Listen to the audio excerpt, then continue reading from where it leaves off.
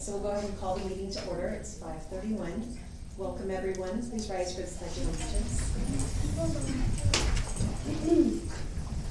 I pledge allegiance to the flag of the United States of America and to the republic for which it stands, one nation, under God, indivisible, with liberty and justice for all.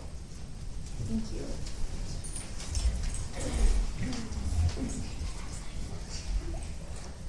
Okay, I'll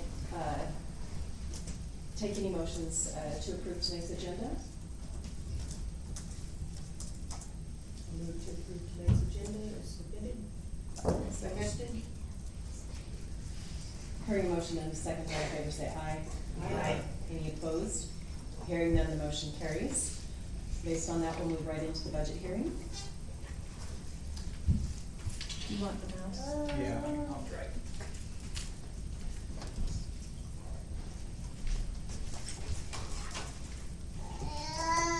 Chair Thompson, members of the board, and Superintendent, soon to be, Ms. Sexton. Where are we?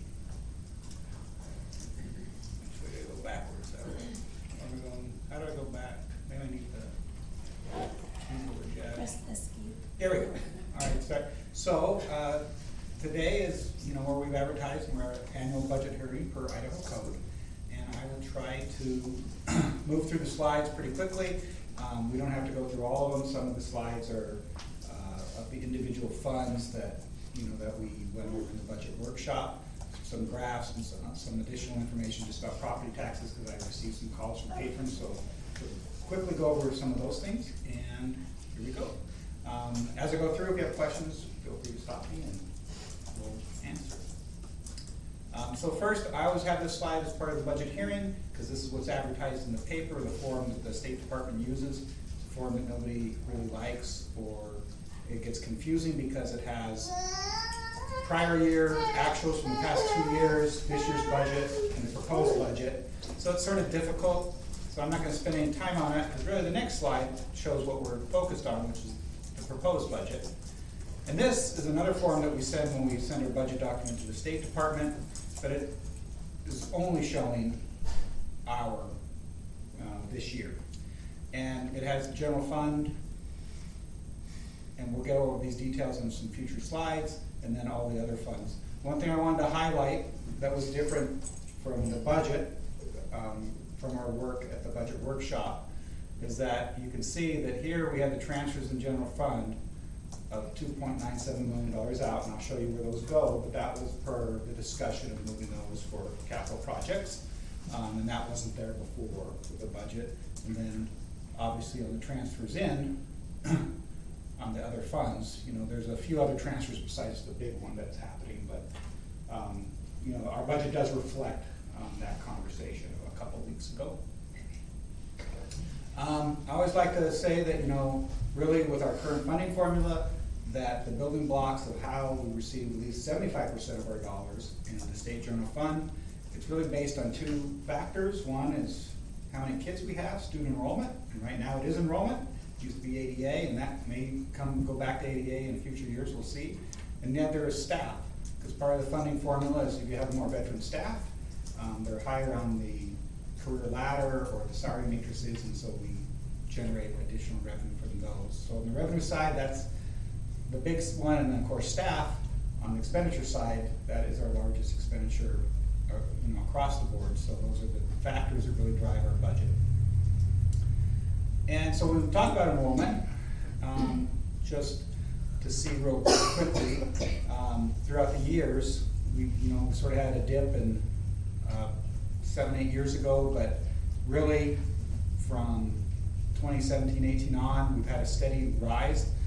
Obviously, we had that dip the COVID year. You can see where enrollment did go down, where that's really unusual. But if you just did an imaginary trend line, you can sort of see the trend line going up. Our official enrollment from the State Department, when they do the snapshot in time for funding, was 4,681, even though a lot of times we've had 4,700. But I built budget on 4,751 this year, which is, I would not be surprised if we had a few more kids, but I we do have the trend line that we're continuing to grow. And then we look, and you can see that the graph sort of follows our, we're not paid by students, we're paid by units. Funding units, they call it, which if you think of a unit, think of it as a classroom, and how many classrooms do they fund? And so you can see that, as our enrollment goes up and down, sort of the same trend. And then you can see we had this huge jump. And actually, this would have been a bigger drop. So this is the COVID year, and we had that huge drop in enrollment, but we had almost the same funding because we were able to use enrollment. We would have been down to under 200 with ADA that year. But then with enrollment there, you can see that's a huge jump in funding. And I've sort of built a flat budget. If we went back to ADA, depending, in future years, we could have another drop, but we don't know. That's a conversation for another day. But that certainly is probably not unusual of a lot of districts in the state when they're able to use enrollment. Suddenly your funding units went up, and that's reflected in this budget. And again, so you look in those funding units, then do translate eventually to dollars, and you can see we had those dips, and that here was the COVID year, and then this year we had that big increase in revenues, and that really is because the funding units went up. If those funding units were at ADA, that dollar, it would have been more over here. But anyway, our budget, again, I'm anticipating, oops, I'm sorry, I went fast. You want me to go back? Yeah, that we are going up, over $2 million. And most of that from the revenue, since our units are flat, is really then the changes in legislation of at the state level, where they gave us additional dollars for medical benefits, and some additional dollars really for salary-based apportionment, where they added administrative classified salaries and the career ladder. So really those, we're not getting more units because I'm budgeting more kids, it's really because of changes, increases at the state level. And so if we look real quick at the snapshot of the general fund, this is similar to what we had in the budget workshop. I'm anticipating we're gonna start the year at almost $9.5 million fund balance, and that's 23%. We have our local tax revenue, mostly our supplemental levy at 9.5, and a couple other small taxes that come in, former taxes, other local revenues that are small, and of course the state revenue, which is the largest portion of our general fund, and our E-rate dollars for the federal, just in the general fund.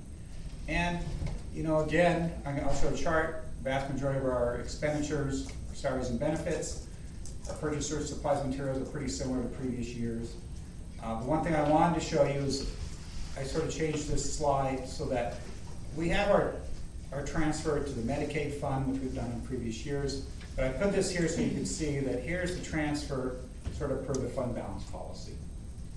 And so, at our budget workshop, you said, well, based on budget, if it was perfect, how much are you going to transfer and get us back down to our 2/3 or 16.67? So this would be that amount of transfer if, actuals will always be a little bit different, but it'll be in the ballpark that would be moving over to the fund 231.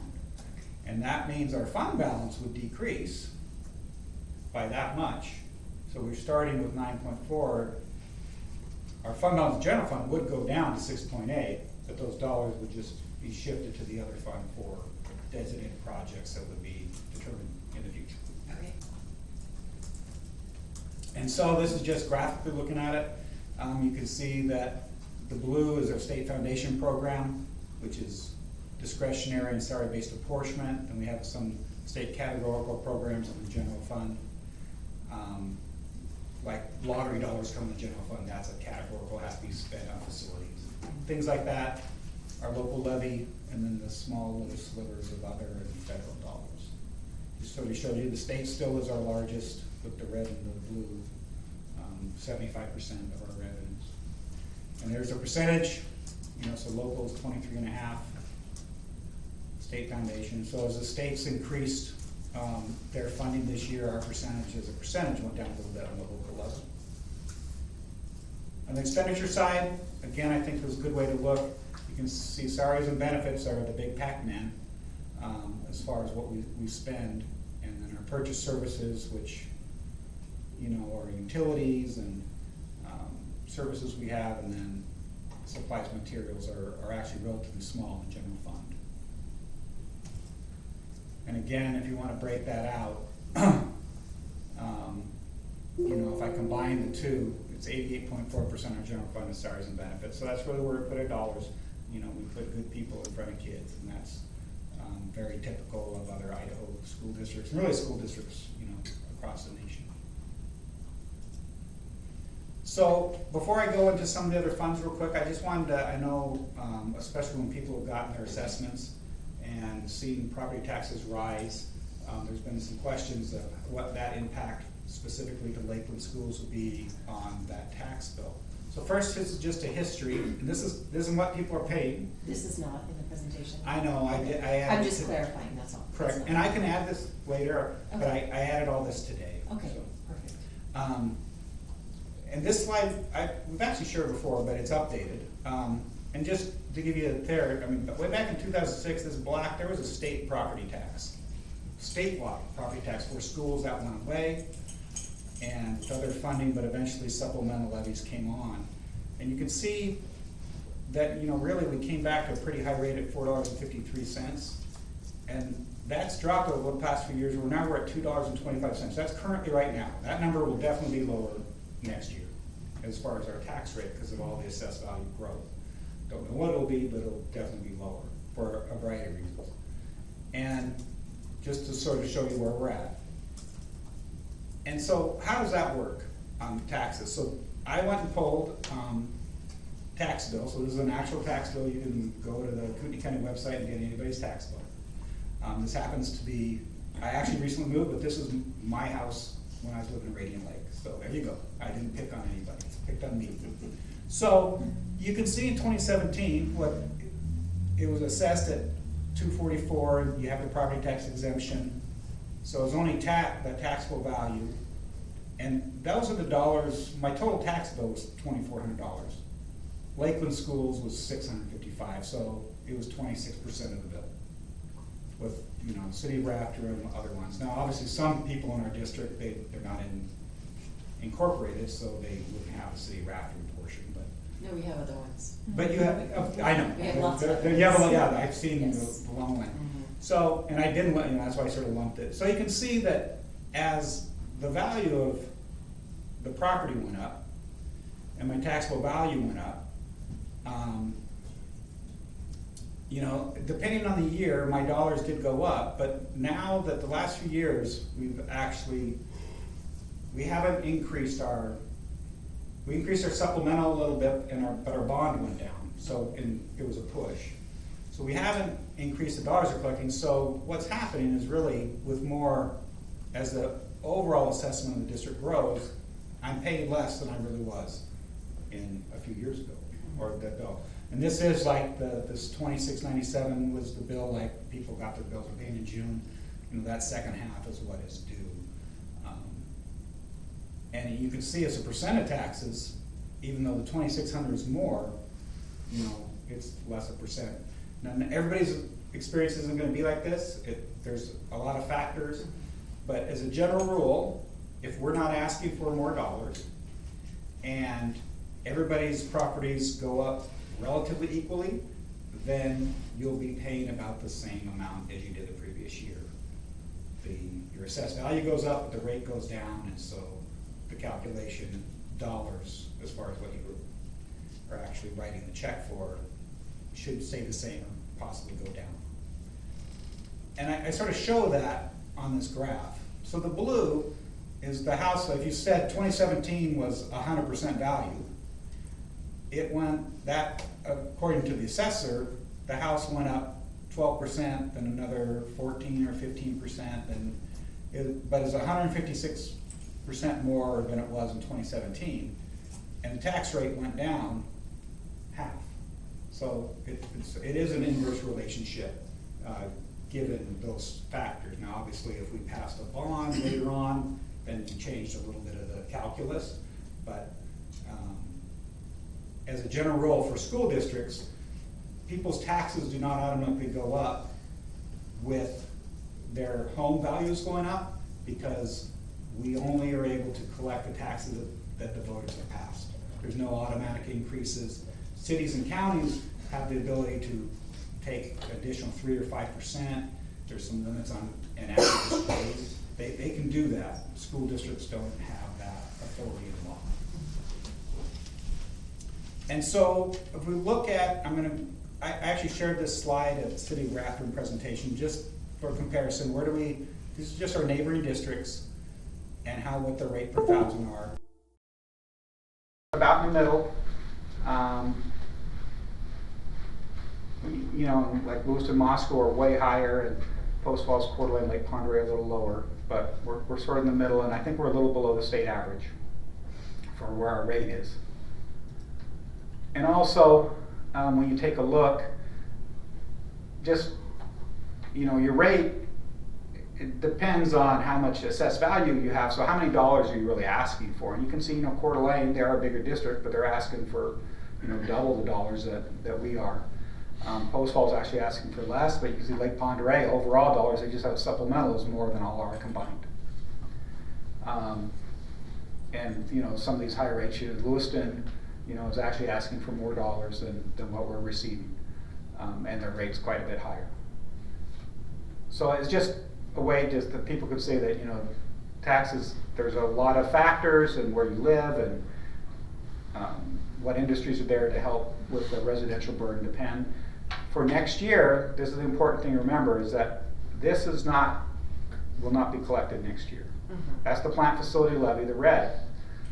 That is about 22 cents per thousand, and our total rate now is $22.25. So effectively, given everything equal, our tax bill for most people at a minimum is going to go down 10%, about 10% of our rate, because we're collecting $1 million less. So I would be very surprised unless somebody had their assessed value was so much more than the increase than their other neighbors' assessed value, that people would see an increase in their taxes for Lakewood schools for this year. All right, any questions on that? Okay, probably spent too much time.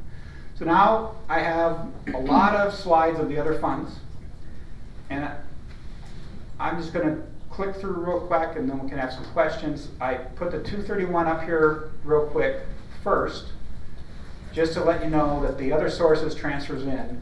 That $2.8 million from the general fund is part of this. And then the other is the plant facility fund, which will be the next slide, has a little bit that we're going to transfer over at the end that was for the land sales. That's 189 and change, 608. So that is that transfer in. At this point, for this budget anyway, and we can certainly change that, and as we move through the year and determine needs and best projects, make the determination of how much of the timing of that transfer and, you know, projects or things that the board wants funded, and then we can make the actuals and the reality of this as those decisions are made. But the money, you know, will be available. We you know, probably don't want to do the large transfer until we get after our audit to sort of really see where we landed and things like that, which is in October, and then that would give us time to take a look at possible projects and then see what the timing of those would be given contractors and things like that. The plant facility fund, again, we'll start with about $1 million. We're planning to spend that down this year. Most of the dollars I think there's about 180,000 that we haven't determined on some things, but some things are coming up that will come with the board or ask on how to do that. But, you know, eventually at the end of the year, I'm guessing this one will be down to 0, and we will transfer the land sales over there to sort of keep in the land acquisition bank for the district. I'll just go through these real quick. You know, the base program, we think we'll start with about 140,000, 139 start balance, budgeting around 341,000 of revenues, and we try to keep that program close to in balance. And through the years, we have built up a fund balance, but, you know, we've budgeted mostly salaries to run a flat budget. And Brian, we don't have that slide either in the presentation. And I'm sorry, Oh, okay. yeah, that was the one on the funds that I Okay. added because I missed it. Oh, no worries. As I was going. Okay. The next, did I do, and there we go. Here's literacy, and so this is a state fund, and, I put other local, that should be state revenue. So the literacy fund is really increased this year, and the reason for it was that was the fund Governor Little used to, at the state level, fund all-day K.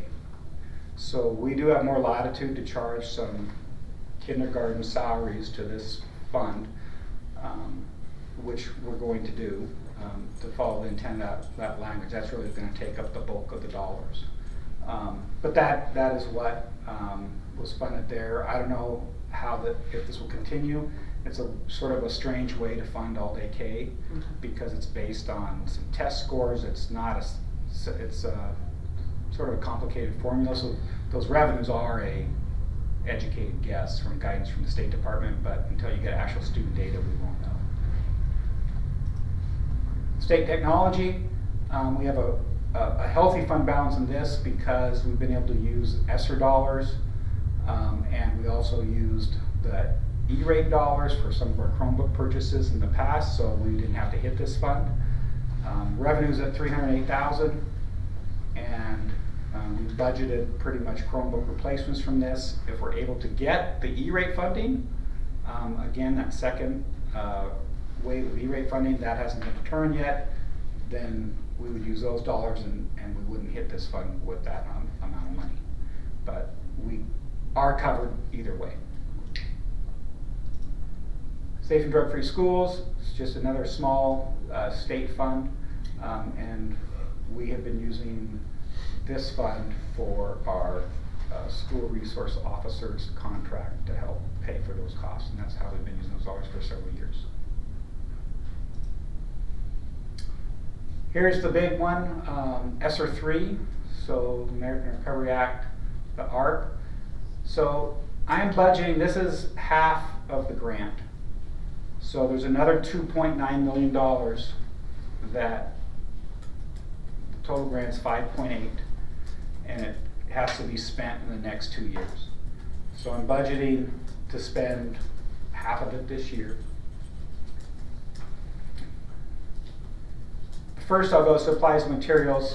It would be, the big dollar there is a curriculum adoption. Would be the supplies and materials that we talked about.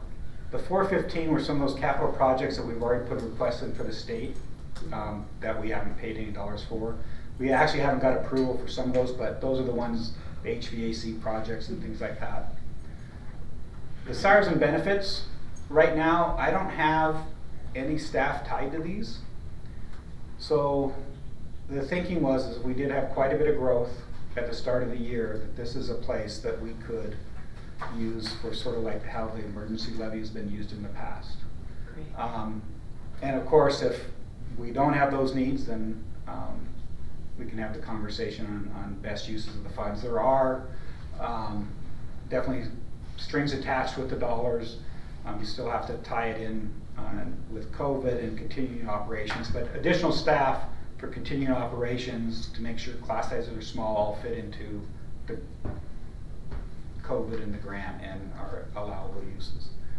So that is there, and then we would have, again, just so the board's thinking, the next year around the same amount of dollars, and then we'll be gone.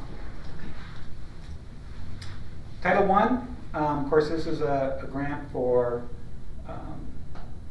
socioeconomic families to help provide additional resources. We've got it for years.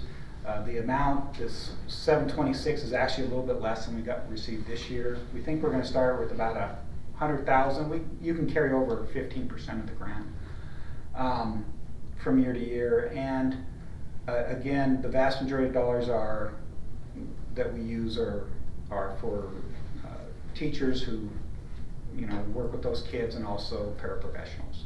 And that's how the district's used those dollars for years, so we'll continue that. Federal Title II is the really a professional development grant at the federal level.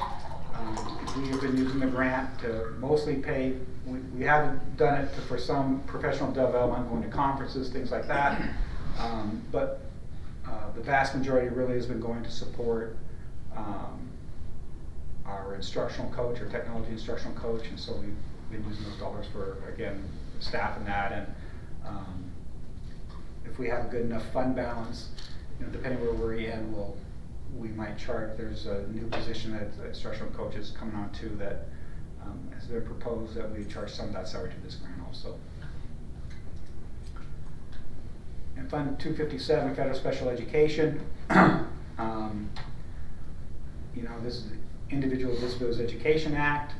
We spend a lot more dollars on special education than this, but it is very helpful, and it almost all supports teacher salaries. So we have teachers at various buildings that are special ed that we charge.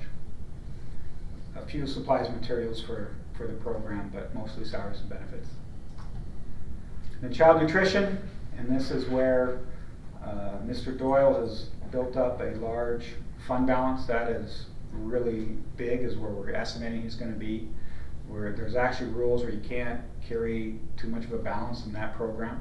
So, you know, we've had some of those things, the trucks, the ovens, and we'll continue to make some of those capital improvements and purchases. He's doing some refrigeration and we're, you know, using those dollars, and we're also starting to get quotes and bids for the lunchroom tables. So yeah, we're definitely, you know, see that the purchase services, again, that is a contract with Chartwell, supplies and materials, mostly that's food. And the capital outlay, those are the things that we're trying to, you know, spend some of that fund balance down and support the program. Debt service, this is just our mortgage payment effectively. We have $2 million about to start because we have a big bond payment that comes up in August. We will be collecting, you know, $936,000 in property taxes. Our mortgage payment is more than that, so we're actually slowly winding this fund balance down. We're going to have, I think, you know, our bonds pretty much expire in 2024. So, you know, that fund balance will continue to go down a little bit as we get, you know, the next year it's going to go down to about $1 million. The next year it's going to be at zero. We'll have there. So those property taxes will be off the books and the bonds will be paid off. And finally, bus depreciation fund. I have a large fund balance because the buses we've ordered have not come in yet. So we did issue POs, and we'll talk about that actually later in the meeting. We'll get some state revenue from our bus depreciation, so we'll have about $800,000 to work with. And we budgeted $420 for 4 buses out of this, and leave us a balance. I think that might be a little higher. But again, this fund can only be used for bus purchases, and we're in the process of trying to get those bought. And that is a lot of numbers and charts and graphs, and I'm here for any questions, comments. I have none. Does anybody? Good job, Brian. All right. Thank you, Brian. Thank you. Thank you. Okay.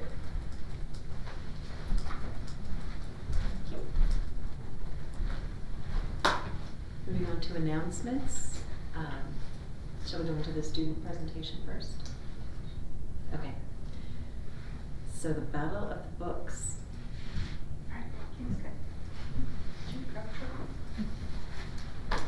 Mrs. New, do you want to drive, or would you like me to cook for you? Wow, that sounds like we can crack them. Come on over to this.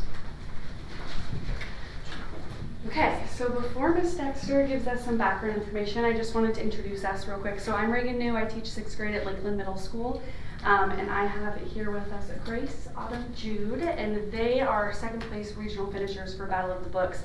They're all 6th graders, and it is a 6th through 8th competition, or 6th through 9. 6 through 9. 6th through 9 competition, and they only lost to a full 8th grade team, so they're feeling pretty confident. Yeah, they are awesome, and they're already getting started with next year's books, but they created this presentation. They are in charge. They are here to kind of tell you what it is, how they decided to run it, but Ms. Dexter is going to give you just a little background information before they start. So my name is Mrs. Janelle Dexter. I'm the librarian over at Lakeland Middle School. So I'm just going to give you a really quick, hopefully just 2 minutes, background on what Battle of the Books is and how it started. So the original idea for Battle of the Books began, or came from a radio program sponsored by Chicago Public Library back in the late 1930s, early 1940s with students from local Chicago schools. They were competing against each other. And then in the 1960s, it was revived by one of these former contestants who had become a school librarian. Now, Idaho's Battle of the Books was largely influenced by Oregon's Battle of the Books, which was introduced in the 1970s by Sibylla Cook, who was an author and a school librarian. Word spread about Oregon Battle of the Books at various library conferences over the years with regards to how successful it was in getting kids to read and introducing them to all different genres of books, along with working in teams and competing with others. Now, Idaho has had a history with IBOB program, or with Battle of the Books programs, but it wasn't until 2017 that they mostly existed independently from each other. In the 70s, the Boise programs were largely sponsored by bookstores. There were some schools that promoted it, but it was never a program that was widely known about, nor were there competitions between districts or anything on a statewide level.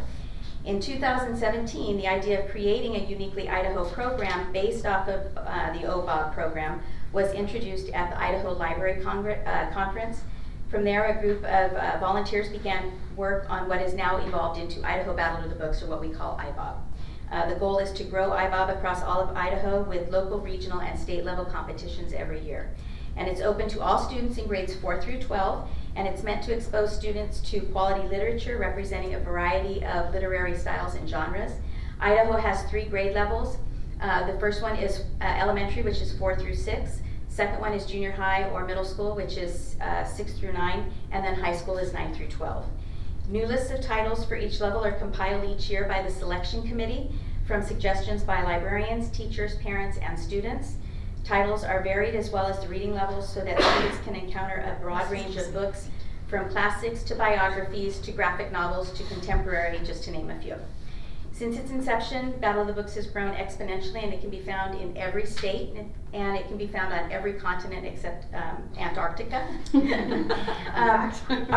Our district's involvement in IBOB began during the 2018-2019 school year. Lakeland Junior High and Timberlake Junior High both competed at the competition that was held up in Sandpoint. That year, Timberlake won, so that was really nice. The following year, 2019-2020, we had teams ready to go, but COVID hit and it shut us down and we weren't able to do it. And the same with last year, Idaho decided not to have a competition last year.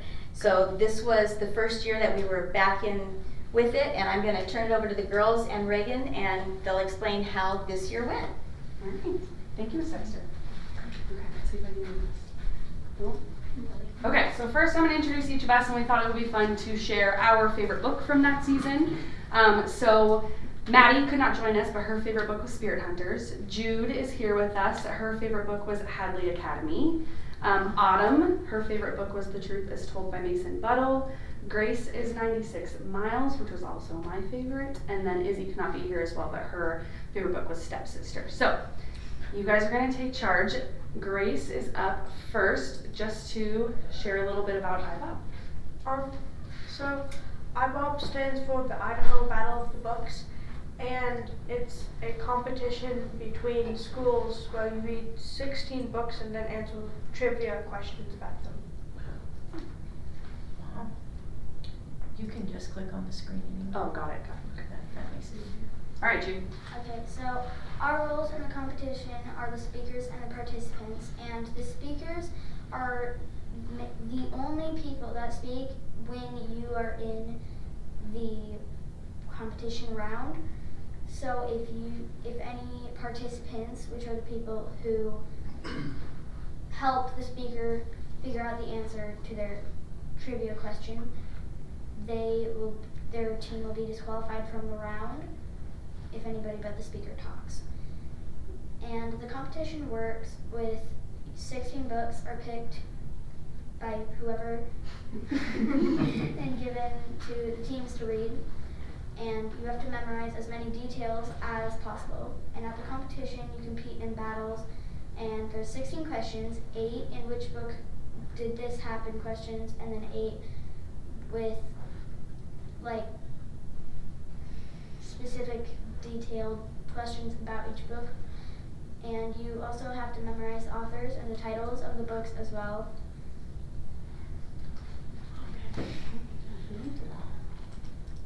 Cool. I can do this, guys. Okay. And then whoever gets the most team points in the round moves on to the next rank. And once they get to the last 2 remaining teams, all of the teams get together to watch the final match, and whichever team moves on to state wins. Which team wins moves on to state championship in Boise, Idaho. So Izzy wasn't here, but she was going to share this team strategy. Which, do you guys want to share what your team name was? So fuzzy. They were the Fuzzy Dachshunds. The Fuzzy Dachshunds was their team name. So what they decided to do, and I think it's a common strategy for Battle of the Books, but they mastered it really well, was they decided to actually divvy up the books. So instead of all of them reading all 16, they became experts on 4 or 5, and then if they had additional time, they could read other books as well. So they were kind of in charge of their own books, and they all became very passionate about the ones that they were assigned to, which was awesome. And then we also had 2 speakers, which was Jude and Autumn, and so they took turns practicing when we had our practices after school, and they also took turns in the competition. So that was kind of how they decided to tackle the list, and I thought that was really brilliant of them. And they were totally in charge. They had a spreadsheet going, checking off when they finished their book, communicating constantly, so they did really awesome with that, which was cool. So, Could I ask a question Absolutely. about their strategy? Going back to, is it Jude? Yes. Okay. Jude was saying that only the speaker gets to speak. mm-hmm. So if she's the speaker but she didn't read the book from which the answer comes, how do you know the answer? Okay, so we get 15 seconds to actually collaborate on figure out the answer, and then the speaker gets to say it, and we just alternated being speaker. So she took one round and I took another round. Thank you. Nice team. All right, Autumn, go for it. So during the regionals, all the teams that are participating in Battle of the Books compete against each other in a certain room. You have to look at the sheet to see which team you're competing against in which room, and each team will slowly get eliminated by either not getting enough points to beat the other team. And you still have a chance to win even if you lose a couple rounds, because if you get a lot of points, you can still move on. And if you've lost like 3 rounds but have 100 points and all but one of the teams has less than that, then you will get to move on to the next rank to compete to see who will get to do regionals. The team with the most points will move on to the state, where you compete against other winning teams in Boise. It's very exciting if you win and move on to state and or win, but we didn't make it to state. You're so close. One step away. So that is. I know, it's taunting them. They're already reading for next year. So awesome. That is the end of our presentation, but if you guys have any questions, the girls would love to share or answer anything that you guys have. Do you guys plan to do this as a team next year? So 2 of our teammates, Izzy and Maddie, are not going to be here next year. So we are having another girl from a different group join us. We're combining some teams. Okay. So it's going to be all of us. Sorry. Yes, yeah. Oh, exciting. And I did hear from Mrs. New that because the team they lost to in regionals was 8th grade and they're going on to the high school, then they were second for the middle school, that they feel pretty strongly that they're going to be able to win this next year. Sounds like it. They've already started. Like as soon as we got books and as soon as we got the list. I've read 4 books. Wow. Good job. Yeah. What's the genre for next year? The list is compiled of multiple different types of genres and reading Oh, so styles, it's and not also one- writing styles as well. So like, It's not one genre? yeah, Okay. it's kind of all over the place. Although I feel like I've only done this 1 year, but I also read all the books last year as well, and I feel like they kind of throw in some common themes to make it a little more challenging. So last year there were quite a few books about World War II or Japanese internment camps, and so you couldn't just be like, oh, it's this one because of that. There were quite a few that had that, so then you had to really kind of narrow it down. And looking at this year, it seems a little bit more fantasy might be the theme. Like there's a few books that have to do with dragons and things. So like they kind of mix it up each year, which is always interesting. That's exciting. I'm impressed, I wouldn't be able to keep it straight. It's amazing. We do practice battles after school. We would have just like our training days, and I mean, they get on it so quick, and as we're going through, I'm like, oh my goodness, I read this, I don't even know, and they just like have it down. So it's really awesome to watch. That's exciting. Well, congratulations. Good Good job. Awesome. Thank you guys for your time. I appreciate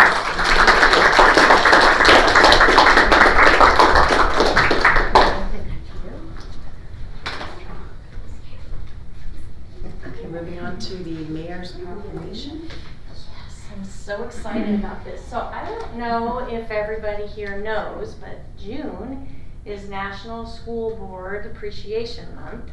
And our wonderful clerk did a little bit of research, and I met with the mayor of Rathdrum and the city manager and discussed National Board Appreciation Month. And so the mayor went to the city council, and we have a proclamation for the board. I'm going to read it out loud.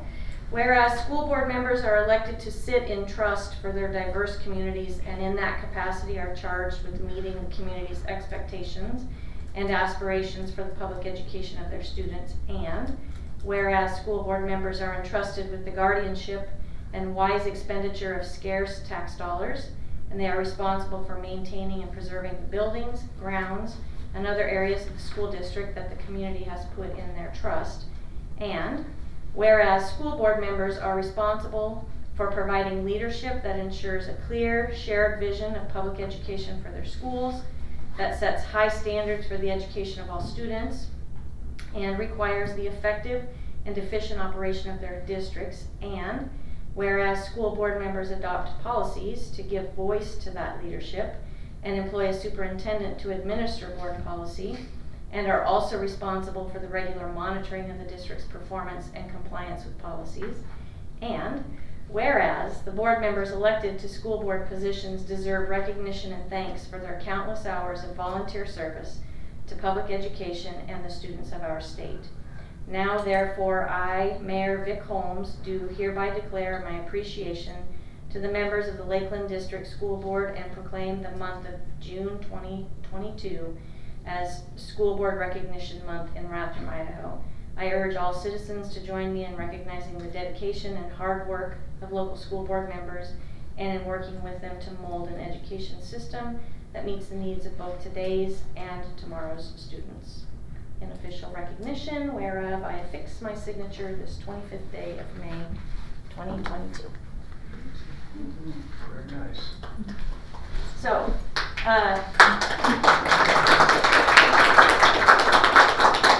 people who don't work with you on a regular basis have no idea how much time you put into what you do, and it's all volunteer.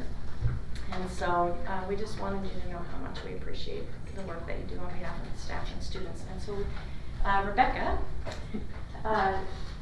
did some work for us, and so we have just some tokens of our appreciation. So thank you. Thank you. Thank you. Thank you.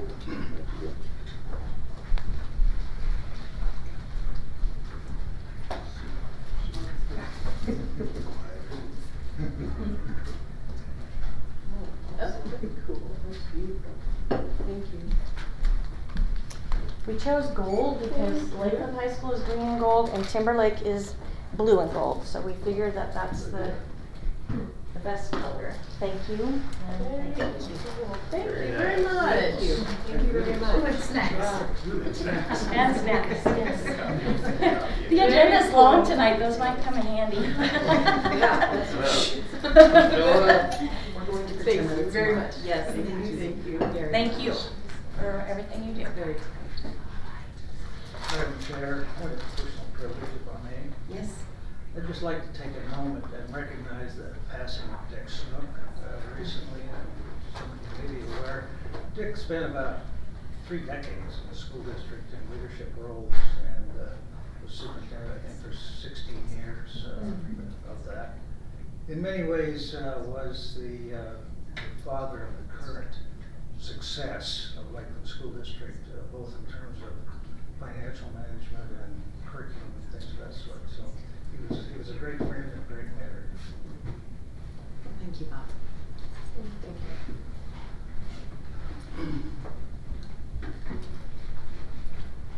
Okay, next we will go into public input. Is there anyone here to speak to the board? But we do have a letter. Right, we do have the letter.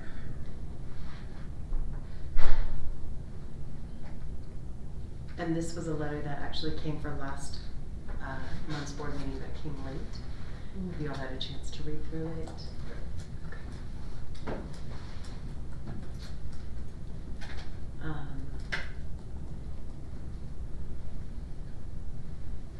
Rosanna, would you mind reading it out in public? Oh, sure. Sorry.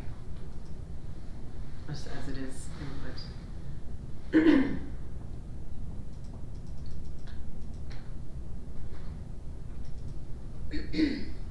Sorry, my throat's a little scratchy, so I'll try my best here. Dear school board members, it is my understanding that you are in the process of reviewing district programs. I am both an educator and local citizen that feels strongly about choices made in education that strengthen our community. The Sources of Strength program is one such program that will go far to create a healthy living environment for years to come. Let me introduce myself, 5th grade instructor of math science at Athol Elementary for the last 6 years and resident of Spirit Lake. I will be completing my 32nd year as an educator, having taught in 5 different states, including experience at all grade levels, pre-K through 12 in a variety of subject areas. I have experienced many different settings, including urban, rural, high, low income, and language barriers. I have found that all kids, no matter where they are located in our nation or what their economic support might be, are suffering from societal stresses. I have seen our children have to navigate so much more than kids of the past. Given the influence of social media and the breakdown of family unit, our kids are in need of tools to help them through it all. I have witnessed what Sources of Strength can do to support these needs. I have seen firsthand the students in my class embrace and use the lessons to not only help and support each other, but to also learn when it's necessary to ask for help from a trusted adult. Presented in a well thought out progression, the Sources of Strength program gives students the opportunity to learn that stresses are a normal part of our life. It allows students to understand the support systems all around them and teaches them how to tap into the supports when needed. This isn't scrolling anymore. Okay. Oh, bang it. It may be at the bottom. There you go. There we go. It allows students to understand the support systems all around them and teaches them how to tap into the supports when needed.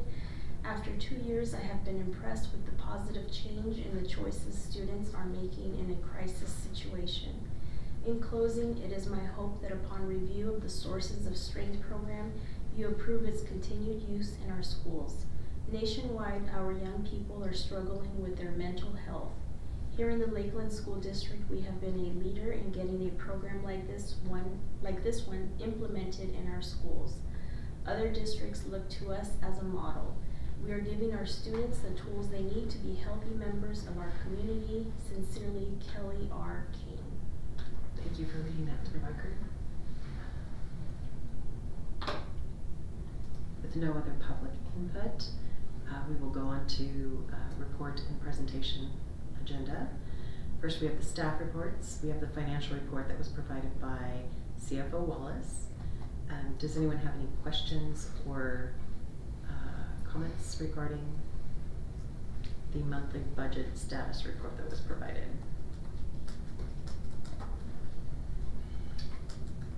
I do not. No. Okay.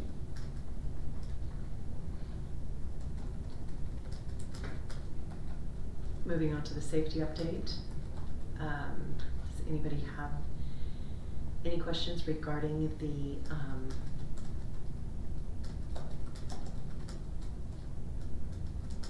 regarding the safety update that was provided by Ms. Arnold?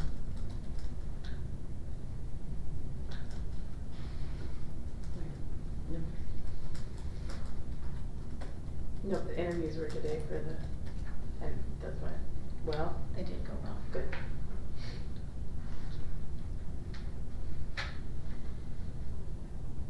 Next, we have the student achievement data that was presented to us by Dr. Hasley. Does anybody have any questions or comments regarding the data that was presented? Do you recognize any particular trends in the data that was provided? This one is not as detailed as when we get permission to do the data workshop, you'll see some of the longitudinal and cohort data. We're definitely struggling in first grade reading, consistently, longitudinally that we have been. Kindergarten's doing great. We see an uphill swing in second and third grade specific to reading, but we're really struggling with just decoding. The kids are struggling with those phonemes and mastering it. I would say it's hard to tell where we're at with math because we did an adoption this year, so people use different programs, and so the rigor was across the board. So it's hard to take this at face value as far as those proficiency scores. I think it's a little bit more, again, when you see the ISAT data, that's a little bit more telling. I think we have our work cut out for us. I think the lack of curriculum has really had a greater impact than maybe we realize. And when you see some of the longitudinal data, I think it's pretty evident. But honestly, the grade level that I'm the most concerned about is first grade. And I think Lisa would say the same thing, just because they're struggling. I think longitudinally you see it like over a course of time. We're pulling it back in second and third grade, but then we start with a deficit, so how do we not have that regression? And so we just can keep on an uphill swing because we can go higher. So I think it's a curriculum deficit, so we need to look at what we're missing and what we need to keep doing, or instructionally are we emphasizing the right things? Because across the district, it's not just one school, it's not one class, it's across the district. We're struggling at first grade. The other thing I would add to that is when you look at first grade and reading instruction, in kindergarten there are a lot of really discrete skills that the kids learn. In first grade, the expectation is that they take all of those discrete skills and they put them together to read fluently. And there's a lot of foundation setting happening in first grade, and so what we see is at the end of first grade, they're still trying to kind of put it all together, but we do see the upswing in the scores in second grade. I was just looking at that. Which kind of indicates to me that it's just taking our kids just a little bit longer to get their footing under them and put it all together as a reader. And all the research supports is if they're reading by third grade, we're good, but again, the fact that we do see that dip in first grade, is it something that we can change? Because do we lose some kids in that process? And I just think it's going to be important that we dive into that and figure out if there's something that we could be doing differently. I think the other piece is in past, it was a oral reading fluency test, and in 2017, 2018 that changed. I can't remember the exact date. I think it's 2017. And so now it's a more comprehensive test, and so it's not just can you rote read, can you apply those skills? And so we have kids grappling with all these phonemes, trying to put them all together. They're blending, they're segmenting, they have all those skills, but then now you're adding a timing factor that just throws them for a loop. And so developmentally, is it some of the kids are ready for it, some aren't, but then we see in second grade they've mastered it enough and now they're ready for it. And so that might, you know, it might be a non-issue, and as long as we see second and third grade high, but I still think it's something we should dive into. But or is it a curricular area that we need to support our teachers so they have the right tools for that piece? So, but I do know the timing factor plays a part. Mm-hmm. And there's a lot. It's you know, first grade is the crucial reading grade, so it's massive. Prior to the state changing the IRI tool, it was just oral reading fluency. Mhm. And so because that was the measure, teachers were very intentional in their classrooms about teaching kids how to move their mouths that fast, because when you're timed, it's all about how many words can you say in a minute.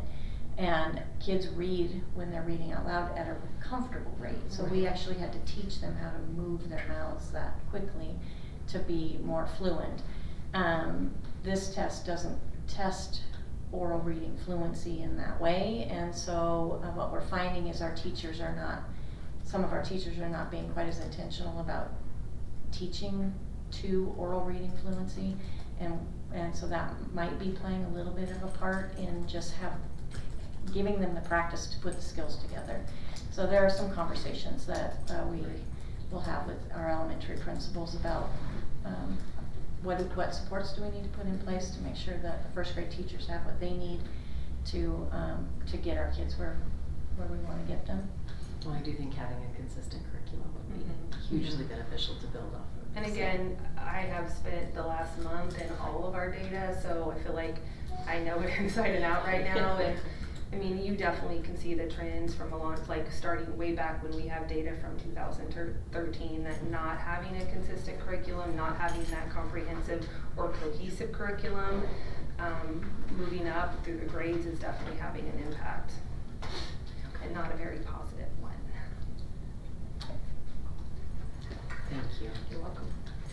Does anybody have any other questions? No, that was a good one, thank you. Okay, moving into old business. We have the discussion for new terminology for armed guard. Mr. Jones, you have asked that we consider renaming that program. I don't, have there been any new suggestions brought up? There's one today. Somebody said something. School safety or school security specialist or something. Personnel, yep. I don't know if we want them to be the SS, so we'll have to think of something. Oh, yeah. No, good point. So school safety and security. Brooke liked the term armed guardians. I said but I don't. school guardians. Oh, school guardians. Guardians So, at arms. yep. So we're open to suggestions. It's going to just take a little bit of training because we've had this program for a while, and I keep finding myself stumbling over it. So did you, when you were thinking about changing the name, did you have a thought as to what you would like to see it? I give it some thought, but I don't want to interject too far. My concern is, as I've voiced in the past, to me it carries a negative connotation. And their job really is more than just being an armed guard, as we found out today in going through the process of interviewing these folks. A big part of their job is developing rapport with kids and with parents and staff and so on and so forth. So if we can, kind of bring it around to the point where it's a more positive approach in terms of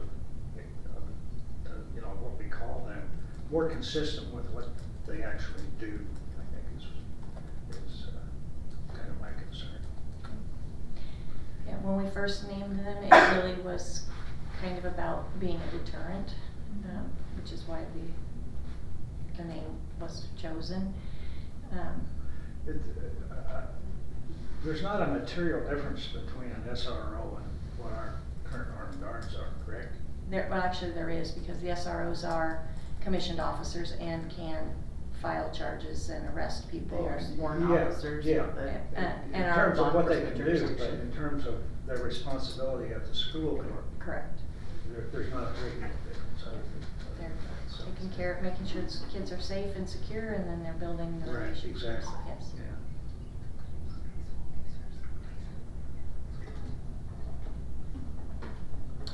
So if we could they, I don't know if we can use the word officer, but, Well, we have the school resource officers, could we have like school resource Guard or specialist. agents or, specialists? yeah, specialists or School something? resource specialist.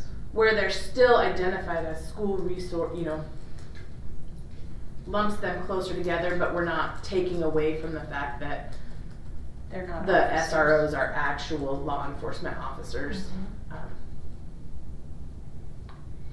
Mhm. Oh, yeah. So they're still, like Bob said, they're doing very similar work within our school. Well, like, I do like the name school resource personnel, however, I think that sort of lowers their, the perception of their authority. Mm-hmm. Because they Yeah. are armed, they are not officers, but they're holding that position, so to speak. So I do think their title needs to communicate that they have this certain type of authority that you're not gonna find from any other position or any other personnel within the building. Perhaps like district security personnel or something like that, instead of school, just that you don't Yeah. confuse SRO and Right? I don't know, I'm just throwing. No, that's a- I that's would a great agree. Have idea. some- something- Yeah. If you use security in the title, Yeah. whatever it is. District security personnel. The connotation is that they have some authority to do some things. DSPs. Okay. So, I will work to, one of the workshops we're gonna talk about Okay. later is, the armed guard protocol, so I'll work on changing the titles, finding and replacing armed guard with districts or security personnel. Is that what we would wanna move forward with? Do we want to, I mean, is everyone in agreement with that, or? I'm fine with that. Okay. I'm good. What about it? I really don't have an opinion on it. Okay. So what did we say? District security personnel. Okay. Did I get that? Sure, why not? You might not get as good at applicants either if you change the name. We can say district security officers, I mean. I could put, for job posting purposes, I could put armed If you say district says no. security personnel, so that. Ms. Melton, There you go, can in the please posting, give- say armed district security personnel, so that they you know, somebody applying if. If you use the word officer, that indicates, you know. They're not an officer, and that's confusing to the public. I can see how Okay. parents would be confused. Okay, I like the word specialist because they are specialized in an area. That's why we put the criteria, you wrote the job description that it is. Mhm. So district security specialist is what I, from the conversations, because it tells them that it's a security position, he's a specialist in that area, so it's a different venue. I think if you say officer, district security officer, and school resource officer, Mhm. the public will see those two as the same thing. Too close together. But you can't have the SS's together, so district security armed specialist, Armed, okay. would that work, or do you want the armed gone away? Cause there's not a guard. See, the armed guard connotation to me says that our classrooms are not prisons, I don't like it. Well, just because you change the word doesn't take away the meaning, but. This is true, but at least we're not, you know, armed guard is outside of a prison cell, and I just don't think Yeah. that's appropriate, but.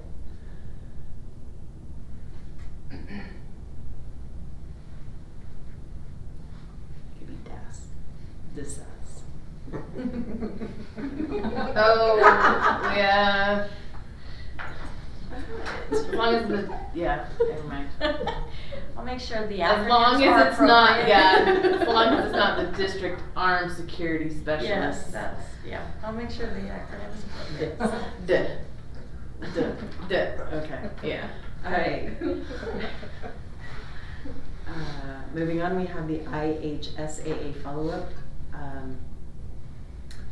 Did everyone have a chance to read that? We had asked, Trustee Quimby asked about where the gate money went at the state tournaments.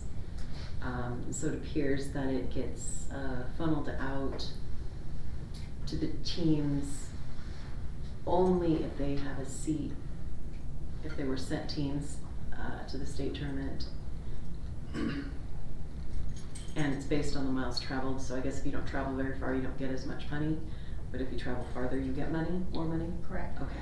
Although he did indicate that, while 140,000 sounds like a fairly large amount of money, when you look at all of the different state tournaments that we hold over the course of the year and the number of teams that travel, that he did say it's not a lot of money. And they don't sponsor baseball tournaments. Yeah, that I did not know, so. I didn't know that either. Because if they sponsored the baseball tournament, they would have one more male state activity than female, and that becomes a Title IX violation. So the athletic directors, activities directors across the state, and this happened in the 90s, and they've been doing it that way ever since, decided to take ownership of that particular tournament. So all of the decisions are made by the ADs. Okay. It's on the table right now, since all of the wrestling programs in the state are now allowing girls in their program, that they think they're gonna be able to get baseball now included on that. As part of IHS. Yeah. And right now it's not sanctioned. So it's 140,000 across the state, only coming from football, boys and girls basketball. All of the IHSAA tournaments. So all of the gate for all of the state tournaments, 140,000 is coming back. So even though some of, like this year, volleyball was in the north, there were teams that came from the south, so they would have gotten more money than maybe Sandpoint or Monters Ferry or Moscow or. So in total, for all IHSAA sanctioned state tournaments across the state, of all of the money they took in, only 140,000 went back to districts. Out of curiosity, do we know the total they took in, so we don't have a measure? And I asked that How question, that measures up? and he didn't have that number. Of course not.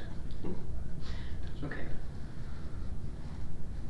Thank you for the follow-up. Yes, thank you very much. We did those. Moving on to the consent agenda. We have the minutes from the previous meeting, HR items, the HR quarterly report. But we have a lot on the consent agenda. Wait a minute, how did that all become? Oh, it's all under consent agenda. Okay. No. We're going by line items. All right, so for business. Oh, wow. Okay. I didn't catch all that. I did point out to Rosanna that the executive sessions, those do need to be changed because you can't just say everybody said A's. She's got to identify the roll call vote. Right. So I do want her to make that change. I didn't know if anybody else had any other questions or comments about the minutes. Okay.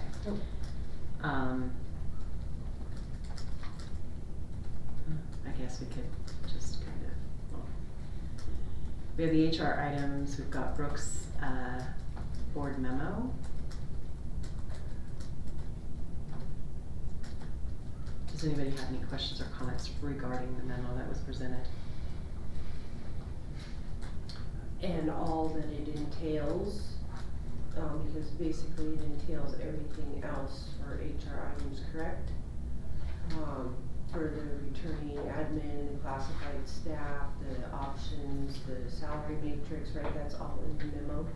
No, the memo is just, The memo is just the, New hires and resignations. thank you, the hires, resignations, Oh, and I'm sorry, I'm retirements. thinking of the agenda items that she submitted on the other one. Right, Yeah.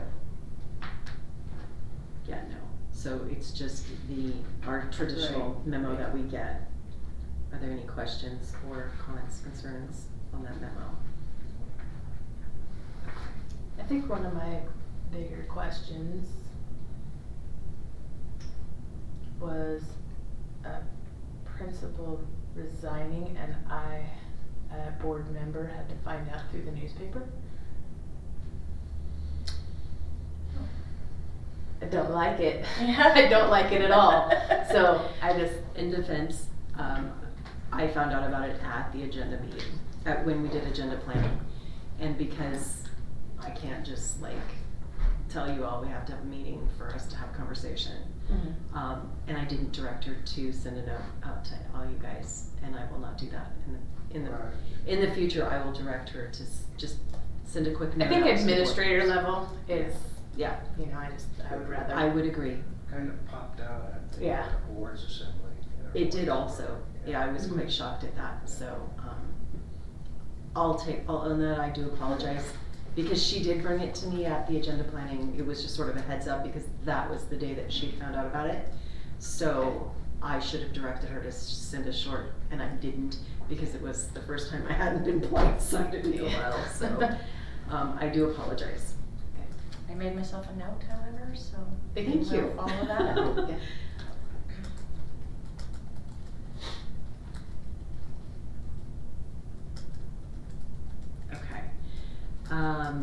Next we would move into, okay, so I think the quarter, So I apologize. The, part of the quarterly report, the exit interviews are in executive session. I saw that. As far as the numbers, I was not able to get No to worries. that at the moment. No worries, there's no attachment, so we But I would. did give you the exit interviews. You did, thank you, I see that.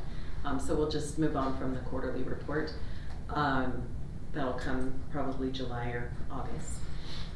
We have the list of returning certified staff, which,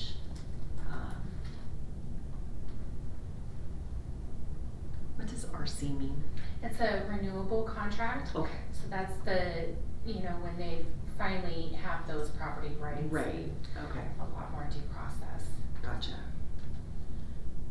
Listing all their salaries. Does anyone have any questions on the returning certified staff?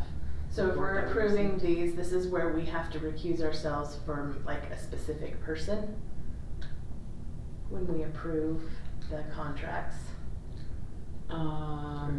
If we If you have- have one that's a conflict yeah. of interest, that one needs to be taken out and handled separately, I think. Okay, Well, Or if either it's, that or you recuse yourself from the entire, I mean, if we do it as a blanket, and you vote, then you. okay, so, But I don't think since I'm this the is only one getting- of us that has a family member on that list. Okay, There may or may not be a quorum. Are you married to that person? No. Then I don't think you need to recuse yourself. Okay. I think it has to do with immediate family. And even then, the population, well, we wouldn't fall into that population. So if you have a family, immediate family member. Okay. any kind of pecuniary interest, I mean, if you're gonna monetarily benefit, that would be another one, but, yeah, I would agree. Okay. I can recuse myself, I don't mind either way. But since things are, I know you like just doing the consent agenda, but can we just do motions and, cause there's so many things. Okay. I would like to entertain a motion regarding the previous minutes. Just so we can catch ourselves up and then just motion all of these, breaking them all out, because there's too many. I'll move to approve the minutes from previous meetings with the correction as Board Chair Thompson stated. I'll second that. How do you motion in a second? All in favor say aye. Aye. Any opposed? Hearing none, the motion carries. I'll entertain a motion regarding the HR report that we received.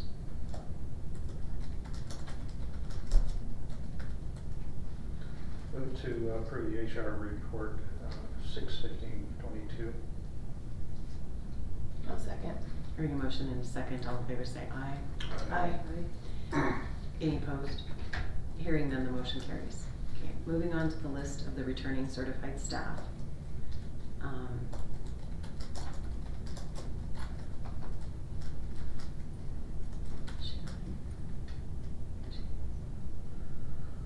Okay, I don't have any qualms with anything that's on here.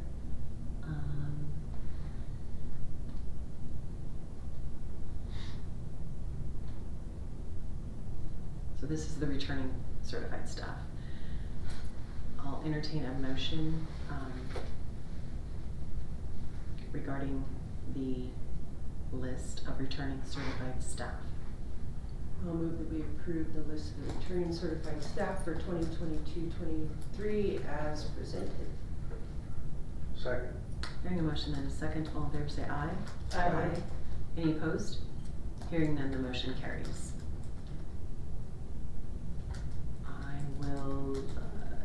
We have the list of returning administrators and directors.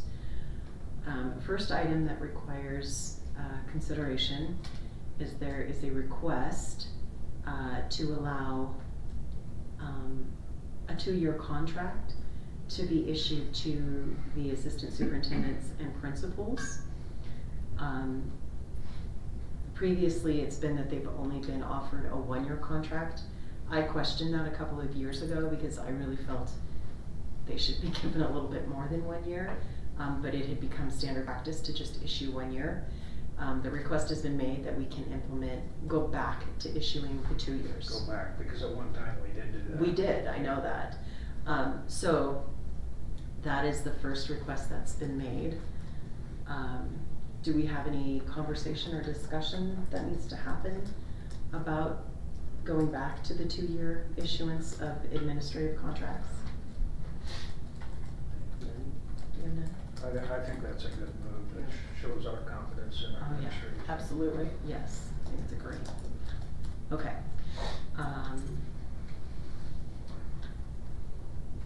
So so I don't think we need to motion on that at all. Because I think, just from Brooke's direction, we don't need to enter a motion on that because it's within our policy to do that, so. It's already in policy? It is already in policy, I believe. I don't think we changed it. Well, I would prefer that you guys did do a motion on that, so that it is in the minutes, because that had been practice, that it was just a 1-year contract, and I think it's important to know legally, because you guys are issuing a contract under different terms, that. I'm down with that. To Here you go. specify it in our vote and our motion. All right, but I do wanna, sorry, I need to check the.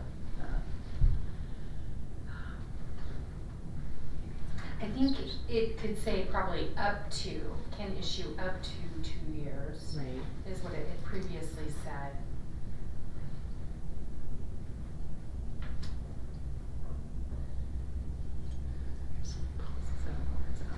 Do you know what policy is? No, not off the top of my head, it would be under admin or personnel, but,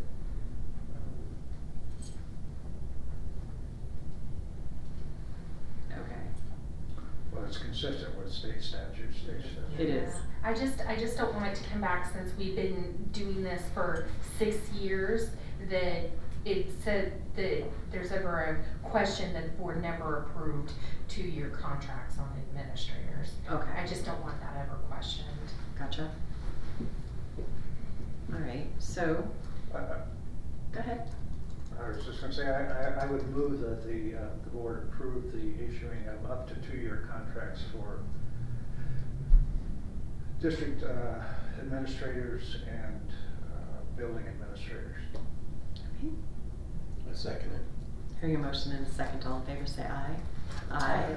Any opposed? Hearing none, the motion carries. Thank you. You're welcome. which then leads us into the classified admin salary matrix. So I did make those changes that we discussed at the budget workshop. Okay. I did what you suggested, Mhm. Trustee Bain, with the activities directors. And then we just adjusted the assistant superintendent's column slightly. Oh, they're on the class. Oh, we're on the classified. Oh, I'm sorry. admin. That's okay. I just heard admin. Sorry. No worries. Okay,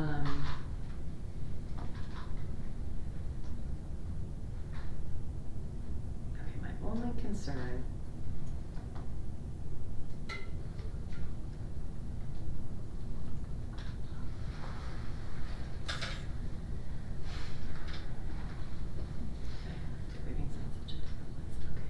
There we go.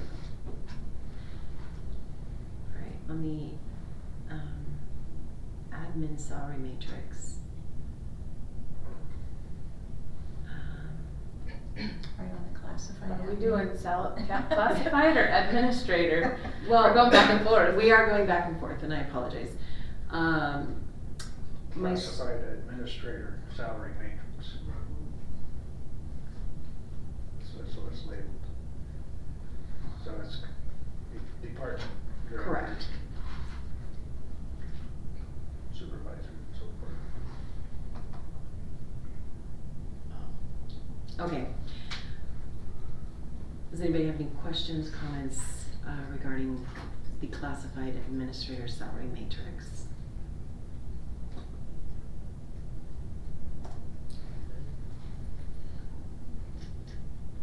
Anybody? I would move we approve the classified administrator salary matrix for 2022-23. I'll second. Hearing a motion and a second, all in favor say aye. Aye. Any opposed? Hearing none, the motion carries. Okay, with that being said, moving on to the administrative contracts with recommended placements.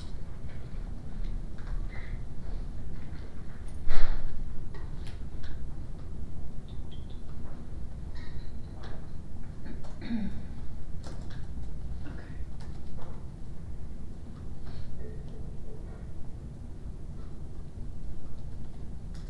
Does anyone have any comments, questions, or concerns about the, oopsies.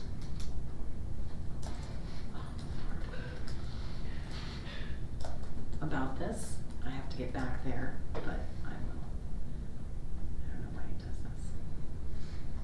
Yeah, I do. I would like to know how several of these decisions were made, and I would also like to have a conversation with some previous personnel that moved from one position to another who recommended having the position they were moving out of filled by them again. There's just a few people on the list I would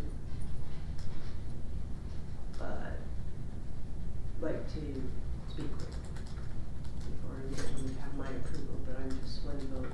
There's just some things here, I know previous conversations that the board had an executive session, that there's been, certain understandings with some of these, personnel that,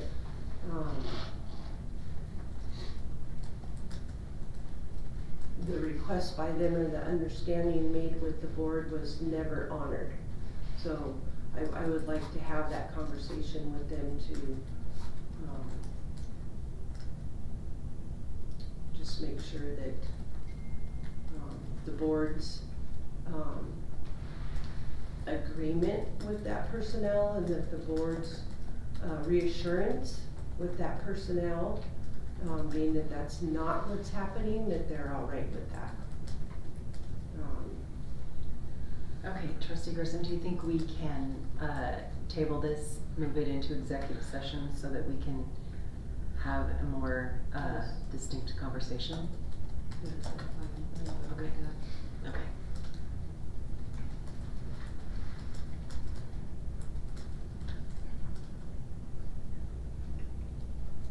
So then can someone motion to table the administrative contracts with recommended placement for the 2022-2023 school year? So moved. So I just wanna be clear, we're just moving it to tonight's executive session? Okay. I'll second. Hearing a motion in a second, all in favor say aye. Aye. Any opposed? Abstain. Abstain, okay. So we had 4 ayes, 1 abstain. The tabling carries.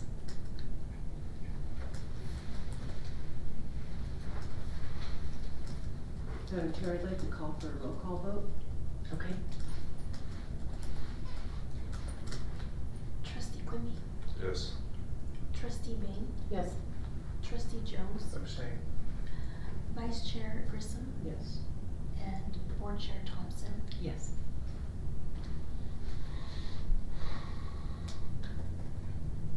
So 4 votes, 4 ayes and 1 abstain. Correct. Motion carries. Thank you. Moving on to the list of returning classified staff.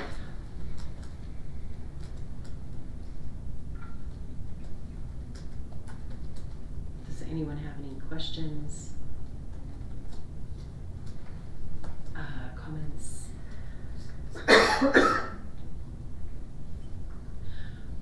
Can I have an understanding what a deck hours per day is? Oh, DEC? decimal hours per day. Okay, Sorry. that's okay.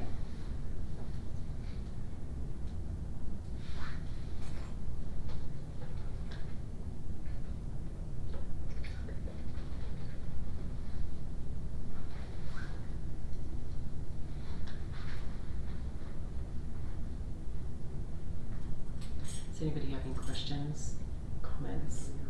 Okay. I'll entertain a motion on the returning classified staff for 2022-23. Move that we approve, returning classified staff for 2022-23 as presented. Second. Hearing a motion in a second, all in favor say aye. Aye. Any opposed? Hearing none, the motion carries. Moving on to the salary matrix, we were provided with 3 options. At the budget hearing, Lisa, was that? Okay. Budget workshop. The budget workshop, thank you very much, not the hearing, the hearing was tonight, yes. We discussed the position that we're in with our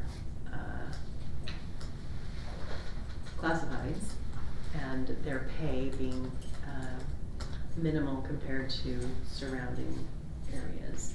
So these were the 3 options that were provided to us. We did receive emails regarding them. Excuse me, Lisa, would you like to speak to the variances between the Which 3? one? I can, Or would you like CFO Wallace to I speak think to that? CFO Wallace is probably he knows the numbers better. Okay. This is option 1.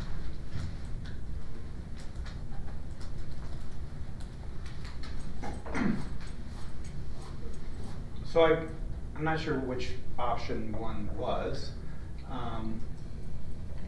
Was it the, I can speak to all 3, but I just don't know which one to start with. So it looks like option 2 is actually the lowest pay. And okay, so option 1 was taking the current salary schedule that we currently have and literally removing the left column, the lowest column, and just sort of moving everybody over. And then I added a new right-hand column that was just 10% more than the current, because when I just sort of did a quick look at going from across it was roughly 10%. There's like 9.97, 10.02, but it really was that sort was of just rounding, because Probably. when I put it into a spreadsheet just to know. You know. Sorry. Right, no.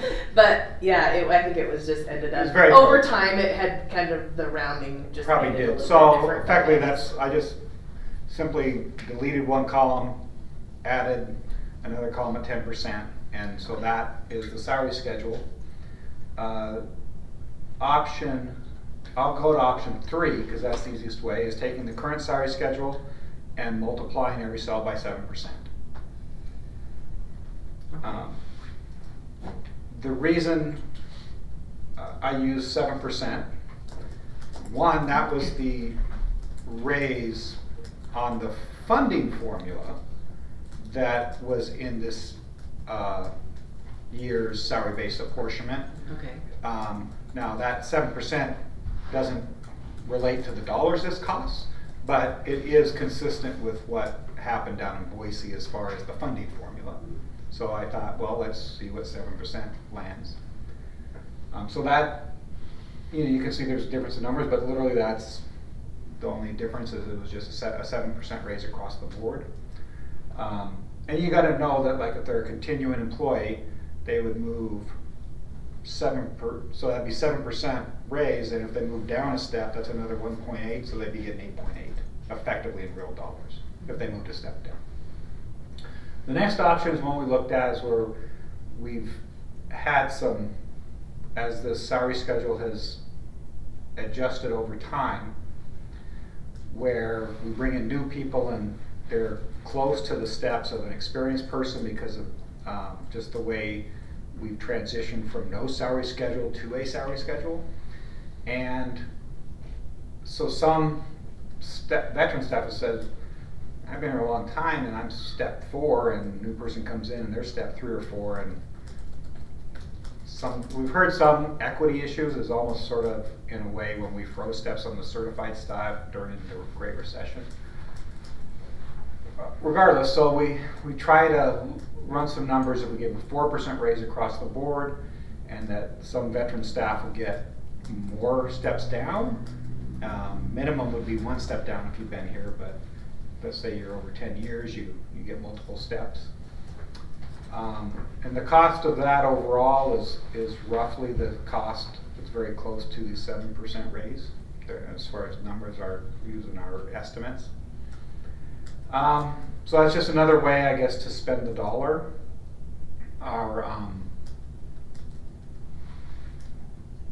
Having conversations with some other classified members, some, especially some veteran staff, are very supportive of that. Others felt like they thought 7% of raise was more equitable too. There wasn't like a consensus or a compelling, from what I heard, and that maybe Lisa chime in, or if Brooke has heard any feedback also. I could see if we did do that, we could possibly create some issues where someone's just right on the border and one got 2 and one got 3 and people talk. So I don't know, those are challenges that we could definitely say this is the rules of the game and how we're moving forward, but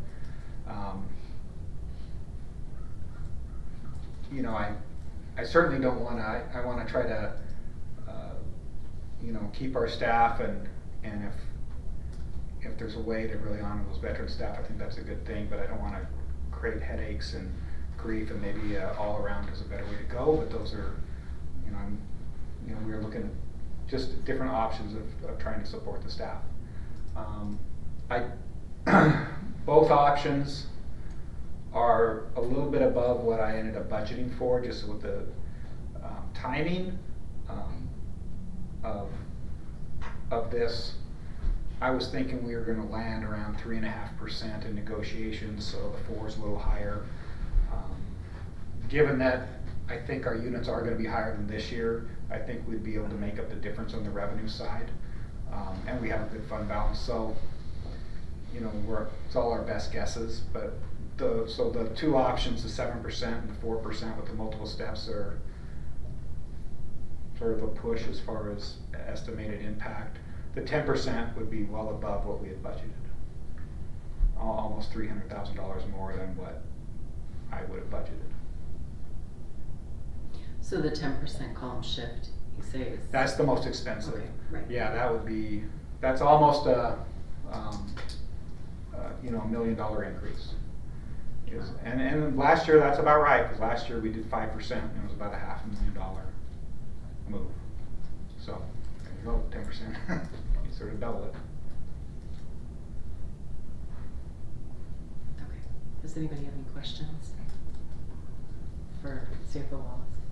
So which was the one, that you actually budgeted for, or was more close, that was a 7%, more closely? Yes, the 7% or the 4% with the multiple steps, that's what we're thinking. I was thinking the multiple steps that maybe we're gonna land at more at a 3.5% as opposed to 4%. That's still, we're still in the ballpark for sure. Yep. So which one of those options is that for us? Is that the 1, 3, or 2? The 7% increase is the 3. The 4% increase with the That's the adjusted 2. steps is the 2. And CFO Wallace is saying that the cost for the 2 of them is roughly the same, but when you look at like our lowest wage on the 4% is $13.98 per hour, and on the 7% it's $14.68. So at least our starting wage is a little bit higher, but the cost is relatively the same. I will say that on the 7% one, it's a lot cleaner versus the 4% than trying to move people on steps based on longevity, just because of the fact that some people came in at different roles, like they might have come in as a substitute teacher or, in a different capacity. And so just trying to, determine and lessen the battle with the employee, it's just probably a lot cleaner to do that 7% across the board.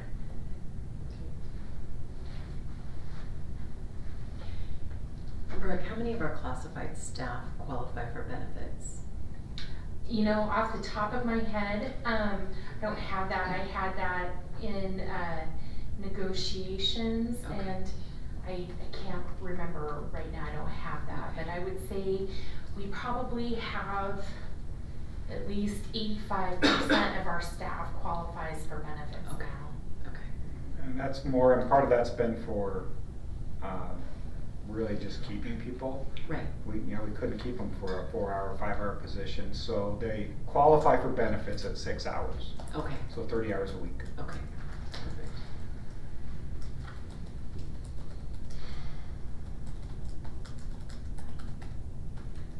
Any other questions for Brian? Yeah, so your recommendation would be option 3? Yes. That's the, I move that we approve classified salary matrix option 3. I'll second that. Hearing a motion in a second, all in favor say aye. Aye. Aye. Any opposed? Hearing none, the motion carries. I really want option 1. Just, I did too. I do love it. I did Just too for the until I record. heard the dollar amount. Yeah, it's just, And we can't sustain that going, like No. we had it this year, but we can't sustain that going forward, so maybe we can just work toward that. right, that was my biggest Yeah. concern, was that, yeah, we could do it with those savings, the stuff that, those dollars that teachers aren't currently in, but, yeah, we may not have those dollars next year, so Right.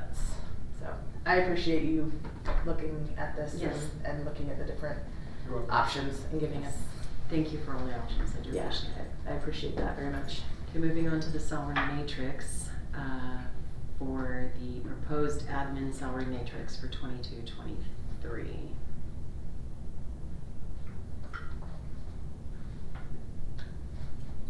This is the one that I modified based on our conversation at the Okay. budget Okay. workshop. Got it.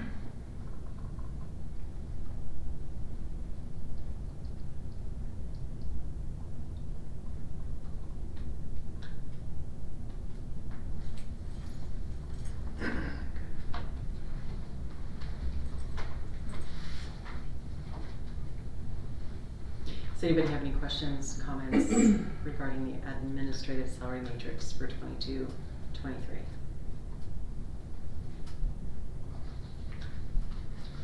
I would move we approve the certified administrative salary matrix for 2022-23. I'll second. Hearing a motion and a second, all in favor say aye. Aye. Any opposed? Hearing none, the motion carries. Moving on.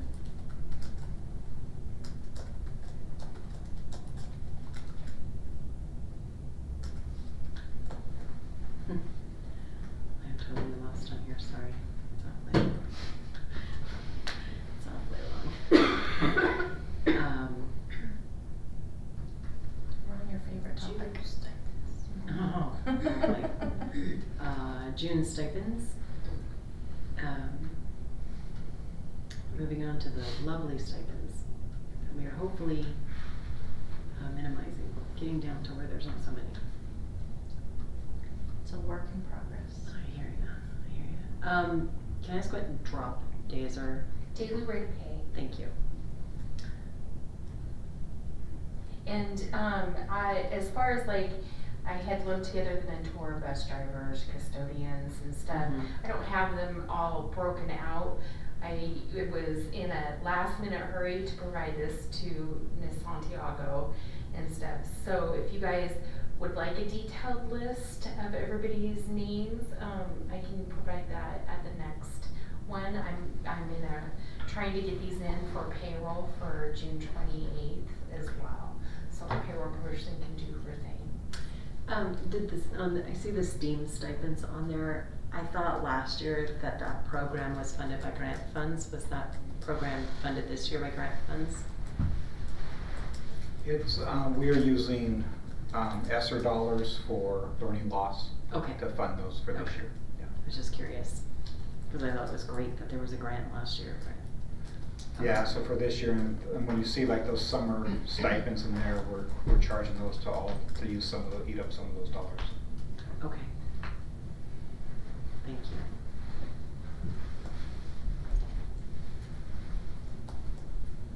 Does anybody have any further questions, comments, whatnots on the stipends?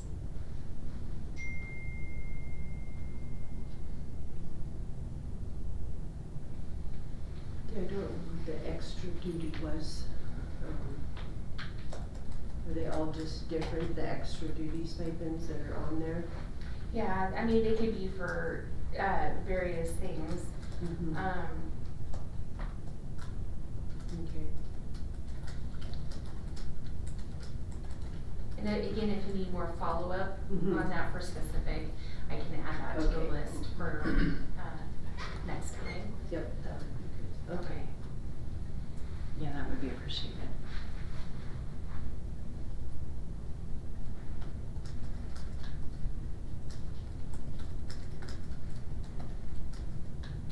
Having not seen a list previously or for previous years, is this consistent with what we've been doing over time? Yeah, and it's, a lot of it's been born out of the leadership dollars that used to come from the state. You know, we would have $300,000 basically to provide in stipends for people who do things outside of regular contracted days. So there's a little bit of a reliance on that we're gonna have to dial back as we learned during IBB this year. But we've historically paid our mentors a stipend to mentor new teachers for the year, so that's been in the June paycheck for a long time. And that's 500 per person, just so you're aware. If they had more than 2 people they were mentoring, the most that they can get is 750, and that comes out of the PD funds. And then the bus driver bonuses was basically just because of the fact we were having such a struggle this year. That was part of our, if you stay on with this, you know, this is what we're gonna do for you at the end of the year. The board was aware of that. Mm-hmm. That was 800. You guys had questioned at one point in time whether or not that was even enough. And then same with our custodian bonuses, those are $400 each for those. And then, yeah. And I just add that those, the custodian and transportation, those have not been done before this year. And we are using ESSER dollars. You know, for that, it's gonna help finish up ESSER 2 for us before we hit ESSER 3 for next year. But yeah, though, you know, that's the first time we've ever sort of did the bonuses for those positions. Don't anticipate right now, at least for transportation, that we're gonna continue that. It helps some, but after feedback, just I think the general raise is more appreciated. What is overage stipends? That is your classrooms where they have more kiddos in there than Okay. you want, and so they have different options, either the teacher, you remember the negotiated agreement? Yes, I do, Yeah. I got it, thank you. I guess the one that jumps out at me, and maybe somebody has some explanation, is the extra duty for the director of technology. So he actually, do you wanna go release that? Yeah. So, he's teaching 2 class periods per day at Lakeland High School, because he's certified to be able to teach computer science. And, so there's a stipend for him to do that teaching because he's doing it in addition to his regular 8-hour day. So he works on technology outside of his work hours as well, even on like weekends and stuff. So it is out of his regular, normal work hours, that he has to go back and do technology stuff.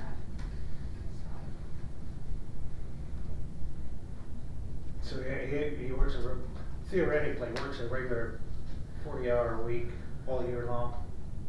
Oh, he works more than 40 hours a week all year long. Yeah. But yeah, he's on a 260-day, 8-hour day contract, correct? Yeah.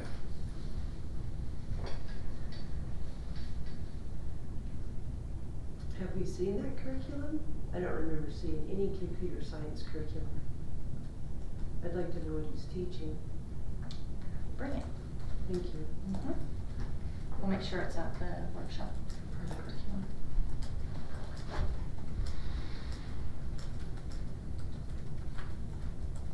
So is his $12,000 for extra duties, that's strictly for teaching that class? Yes, Okay. yeah, and it was the thought behind it was for like 2 prep periods, because in the negotiated agreement, those 2 prep periods are like a little over 8,000, but they came together and agreed For one prep. Yeah, for 1 prep, so it was basically 2, so that, you know, it could have been 16, yeah, okay.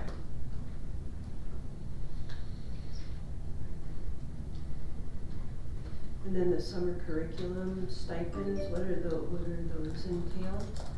Those are our summer school teachers. Oh, okay. I figured it was that or Yeah. something, okay.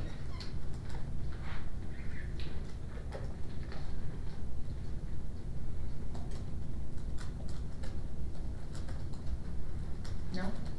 They're the $1,500 stipends that you submitted. Oh, I'm sorry. Brooke's looking, give me a funny look. We have a handful of teachers at the high school level who are working on revising instructional calendars, and which is needed. So they're getting, because they're working during the summer, they're getting a stipend for that. Summer school stipends will be coming. Yeah, those summer school stipends are actually at the bottom. It lays out how much they make per hour on years of experience, and I want to say almost all of our people are going to be at $40 an hour, because our people had to really recruit summer school teachers this year. It was a big task.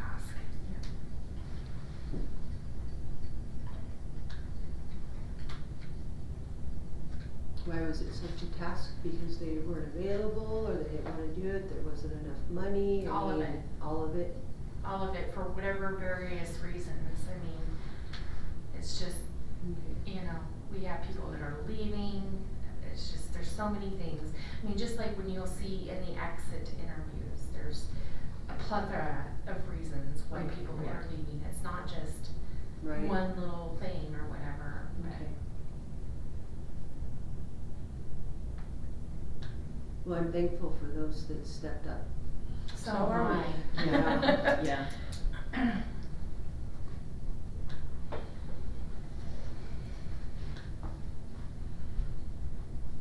Any further discussion?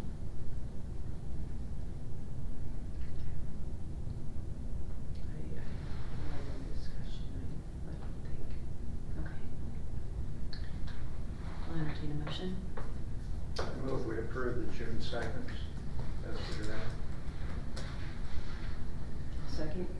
Hearing a motion and a second, all in favor say aye. Aye. Any opposed? Hearing none, the motion carries. Then moving down to the regular and special bills.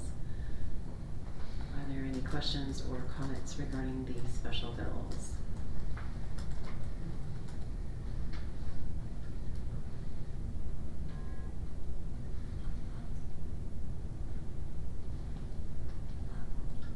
I do not have any.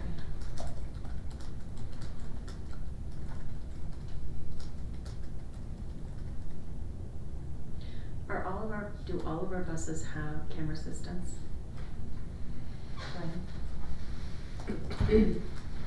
I believe so. There might be just a few buses with some older equipment. We were trying to replace it with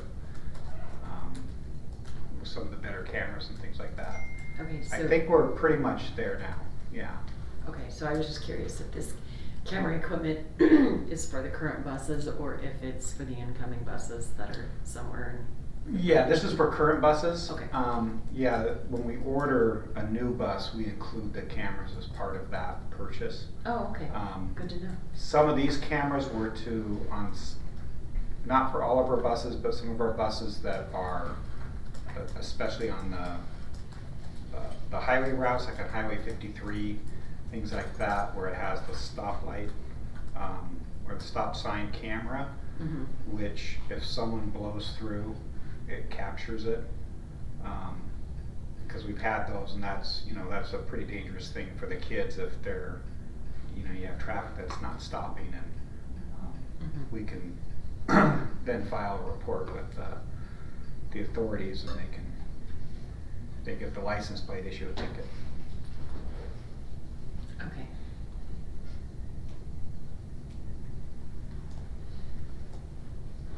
Does anybody have any other questions? I do. Okay. Thank you, Brian. We'll entertain a motion on the regular and special bills. I'll move to approve the regular and special bills as stated. I'll second. Hearing a motion and a second, all in favor say aye. Aye. Any opposed? Hearing none, the motion carries. Next, we'll move on to the curriculum, the supplemental resources for board consideration. We did have parent feedback that was provided. Does anybody have any comments or questions?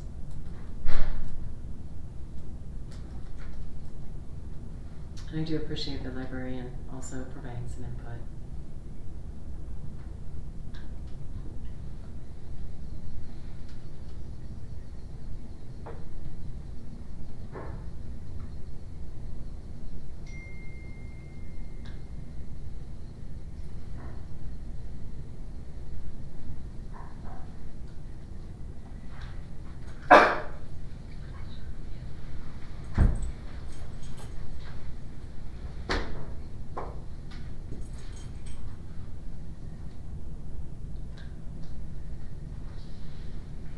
That was the only parent feedback, so all this information went out to the parents.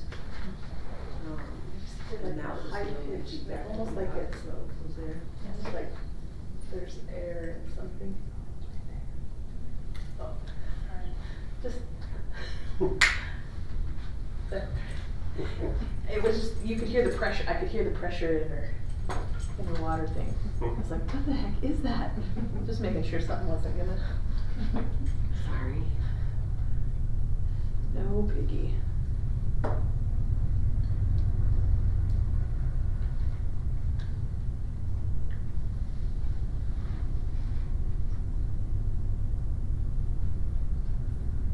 And are these are just library books, is that what these are here?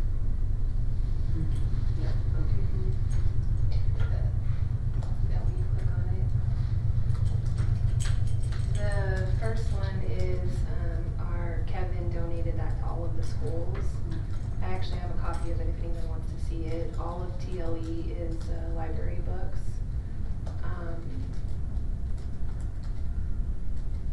And then these are 2 textbooks. Lisa actually has them here, and then these are the theater productions. Okay, thank you.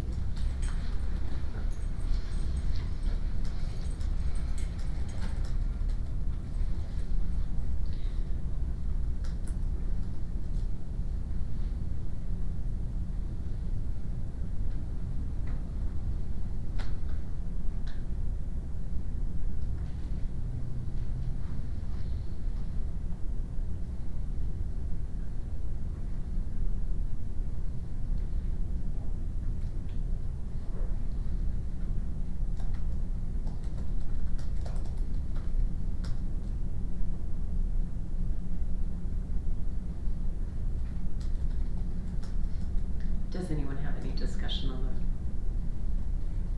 the books?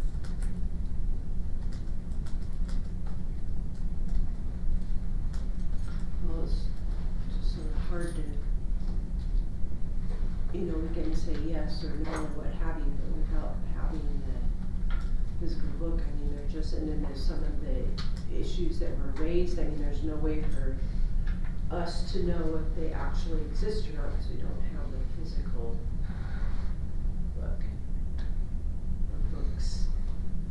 Yes, but I did appreciate also the input from the librarians.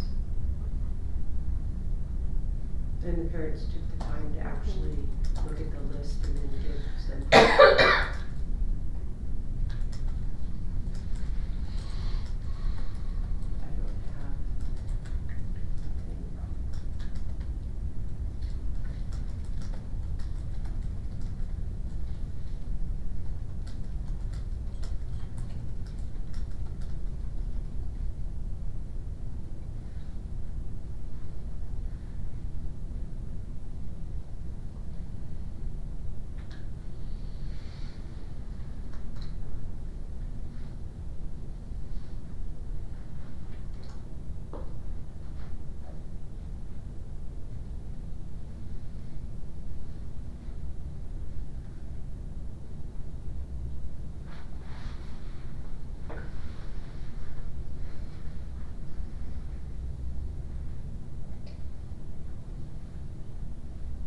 You ready? I'm waiting.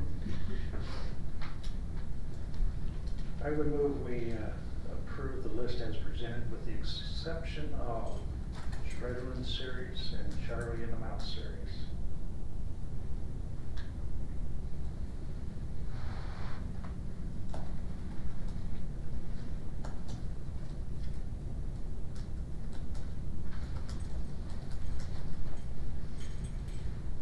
Would anyone like further discussion?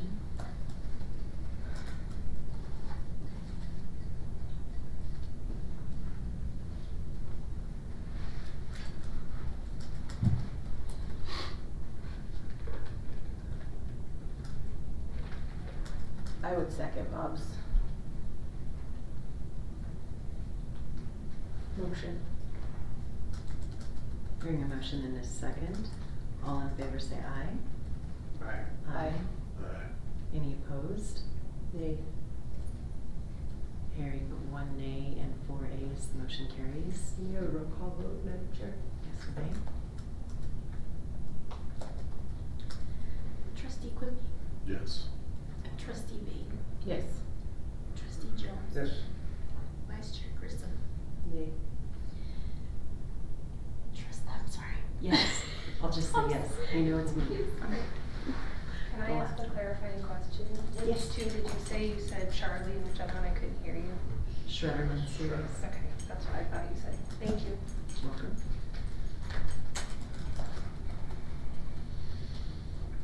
Okay, moving on to the board policies. There were a lot of them. The first one, we simply are, the policy committee would like to add, wish this thing were bigger. 3255 to the list.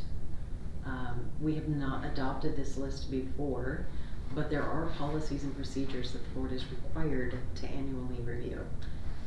This is a new policy that we would be putting in place, and we would like to add the student dress to that one of those to the list of the policies. So that is the specificities of 1303. On 1600, the Code of Ethics for board members. The Code of Ethics as it currently stands, a lot of what is addressed in our Code of Ethics are actual like procedures. They're not code, they're not ethics. So the policy committee found that there are actual, from the Texas Board of School Board, they actually had a really nice delineated ethical stance that we could stand on. So the policy committee thought we would bring that to the table to revise our Code of Ethics to not quite be so procedural, but to actually be ethics that we can stand behind and say, yes, these are my ethical principles. So I'm just going to keep chatting away. If y'all want to talk about any of this, please interrupt so we can talk about it, okay? I would like to interject that looking at the Texas School Board Associations and others, is basically the same ethics we all agreed to, but it was, you know, delineated in, as you can see, in sections, you know, breaking out the ethics in the section. So it made it a little simpler to read. We did get a lot of feedback. Remember, all these policies go to the community, and then we literally read every single comment that comes back. Sometimes there's follow-up, sometimes there's multiple follow-up. There was some comments that came back wanting to know why we removed some things, but some of them we didn't remove. They were just placed under one of the headings. And other things like Chair Thompson was talking about was more of a procedural thing, like the chain of command. It's like we all know that you start here, go here. Like that's really not an ethics, you know, I pledge to uphold this kind of thing. So that was one of the reasons that we did this, but or laid it out this way when we evaluated it with input from the public also. Yes. The next policy 2200, just as some simple modifications of the school year, calendar, and instructional hours. We actually went, the interesting thing is this came from ISBA, and they were missing some holidays that were identified in the statute. So we aligned the policy to reflect what the statute says. And then one point that I thought was very valid from one of the parents was just acknowledging what we do for Veterans Day and making it a significant day of remembrance and honoring. And doing that within the policy, not just sort of glossing over it, because we're not necessarily taking the day off. It is what would be considered a what's it called, a commemorative day, but to show that we actually are aware of the significance of that holiday, and so we do honor veterans in a specific way, and to call that out within the policy. The state of Idaho is now recognizing Juneteenth also as a holiday. So have we considered putting that into this list as well? What? No, because we just revised it Okay. without that knowledge. But if there's new legislation, I mean, do you know when that takes effect? I'm not 100% positive.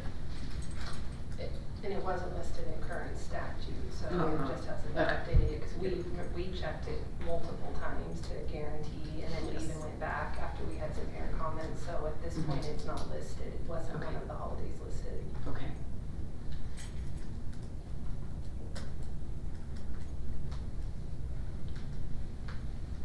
So those were the changes made to policy 2200. Policy 2420, parent and family engagement. This is a new policy that I don't believe we had before. And so we're adopting it, or we're adding it into our mix. And then we also have added the policy 2420P, which is the procedures for the parent and family engagement guidelines. Again, it's new to our policies. We've not had that in the past. We did revise policy 3020P, or no, we revised.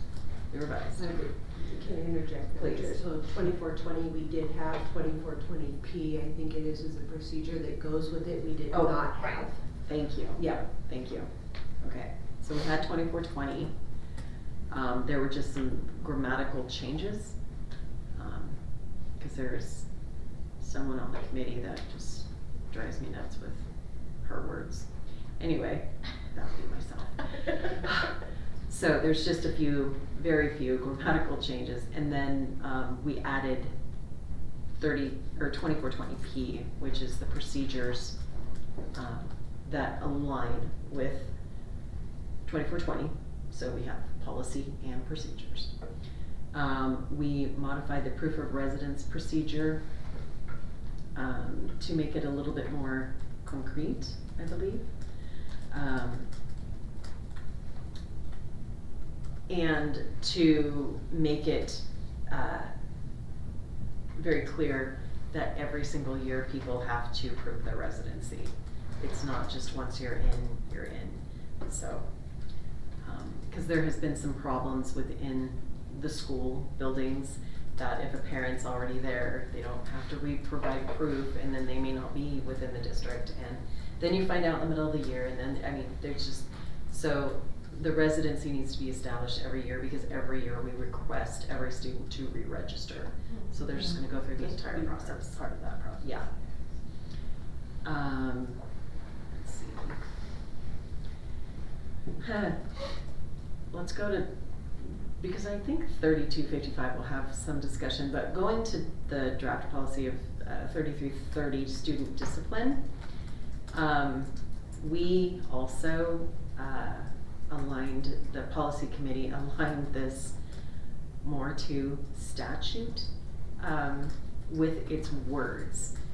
It was a little conflicting, and what we have also discussed in the policy committee for the board's benefit is to make sure that our policies, instead of later on down the road, there'll be other policies that will give their own definition of what the disciplines will be. We're now able to refer everything back to the discipline policy, because everything should be universal with the discipline policy. So you're not gonna have complications where someone may be doing something that's out of line with the student discipline policy, but it's okay because on another policy it says it's okay. And so when we do update or revise the discipline policy, we don't have to hunt down all the other policies that have chosen to put language about discipline in. We just refer everybody back to the discipline policy. It should help streamline, make changes easier, and all of that. Hopefully we're more consistent across Yes. the district with Right. what Yes. is. What we need, yep. And then the student discipline didn't address anything about harassment, bullying, or cyberbullying. So we did identify that those are disciplinary actions. And when you go into that policy, it does have some specificity, but at least we acknowledge that that is something to be disciplined on. We added look-alike drugs.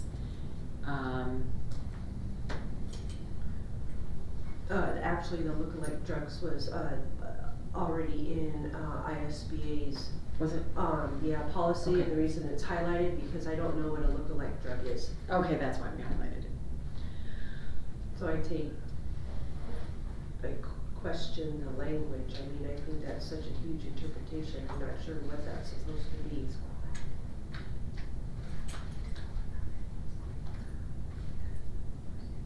Okay, and then the other point of question was, see, we do so many of these in the policy committee, I can't remember what we did. Well, and all the feedback we get. Yes, exactly. On the assembly of or public expression advocating for the use of substances that are illegal to minors or otherwise prohibited within this policy.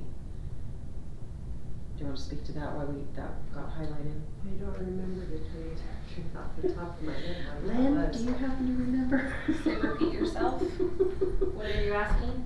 We're on the discipline policy. We highlighted the assembly of or public expression advocating for the use of substances that are illegal to minors or otherwise prohibited within the policy, within this policy.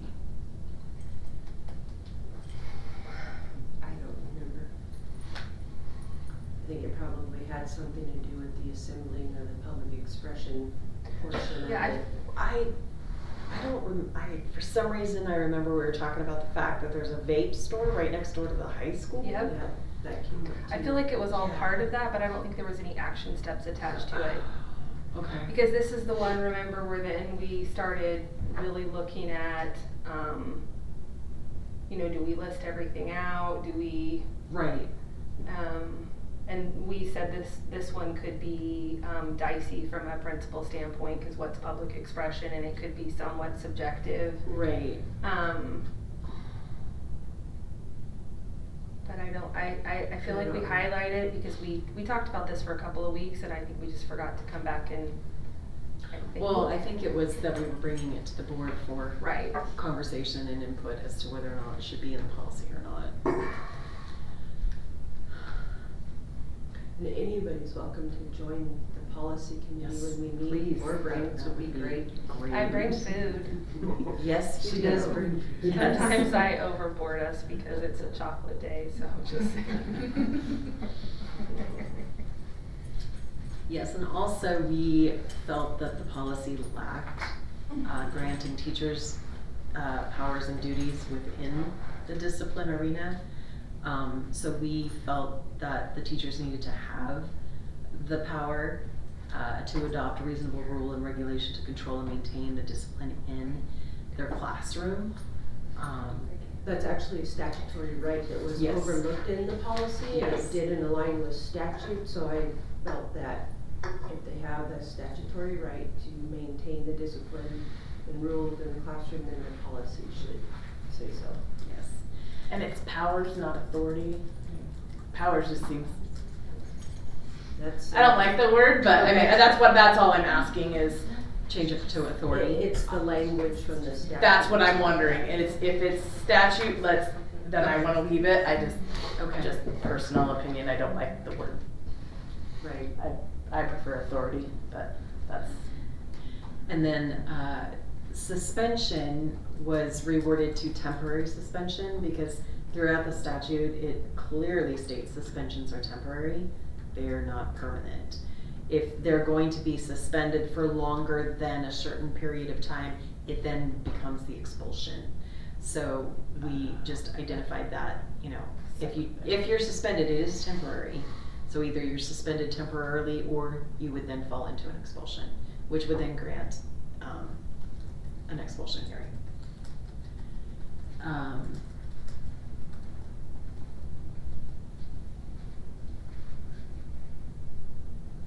And we discussed what the temporary suspension is. And then we talk about harassment, intimidation, bullying, and cyberbullying, referring back to that specific policy because there's a specific statute regarding that. We really were trying not to intervene, I know you said this, but Right. just so you don't have, you know, a little synopsis here and a little synopsis here, and then somehow they're conflicting, and then when we make a change, you gotta make it 5 policies deep, so so Mhm. we're trying to make them as much of a standalone as they can, so it's just cleaner, cause that's part of the problem is it was Yeah. 5 layers deep, and so then you don't Yeah. remember that, and so we're trying to just as much as we can make them standalones. Yeah. Coolness keeps it more Yes. consistent. Yeah. Yes. And then on the gun-free school zones, we just reworked some of the language. We did identify that there would be an expulsion hearing, that the board may modify the expulsion period on a case-by-case basis. We took out the fact that possession of a weapon on school property is a misdemeanor because we are not law enforcement. And if someone isn't cited, then it isn't a misdemeanor. That's for So- that's for law enforcement to Correct. determine, so Correct. why have it in our? Right. We do state it's unlawful, but Mhm. beyond that, we're not police officers. You took it out. It shall be unlawful and is a misdemeanor for any person to, it's red, so is that that's the previous wording? No, we took it out on the title. Oh.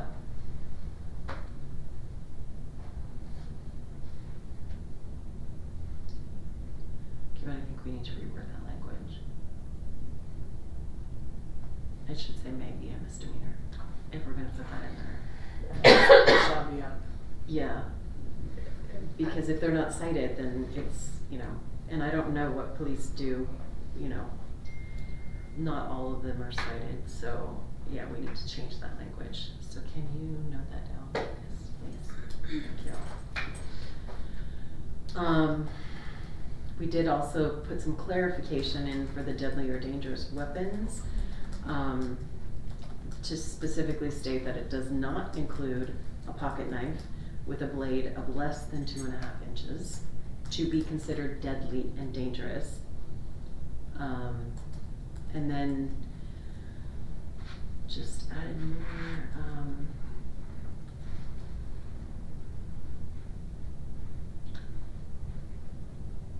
Okay, so is that so by saying it that way, does that grant permission for a kiddo to have a pocket knife with them less than 2.5 inches?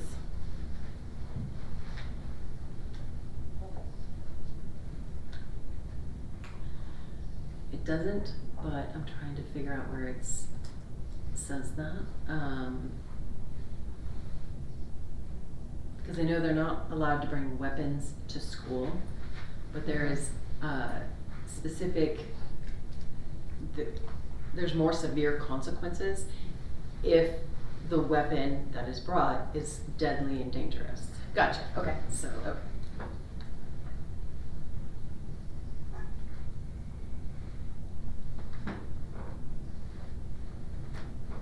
And we were just really doing our best to make this align more with the statute.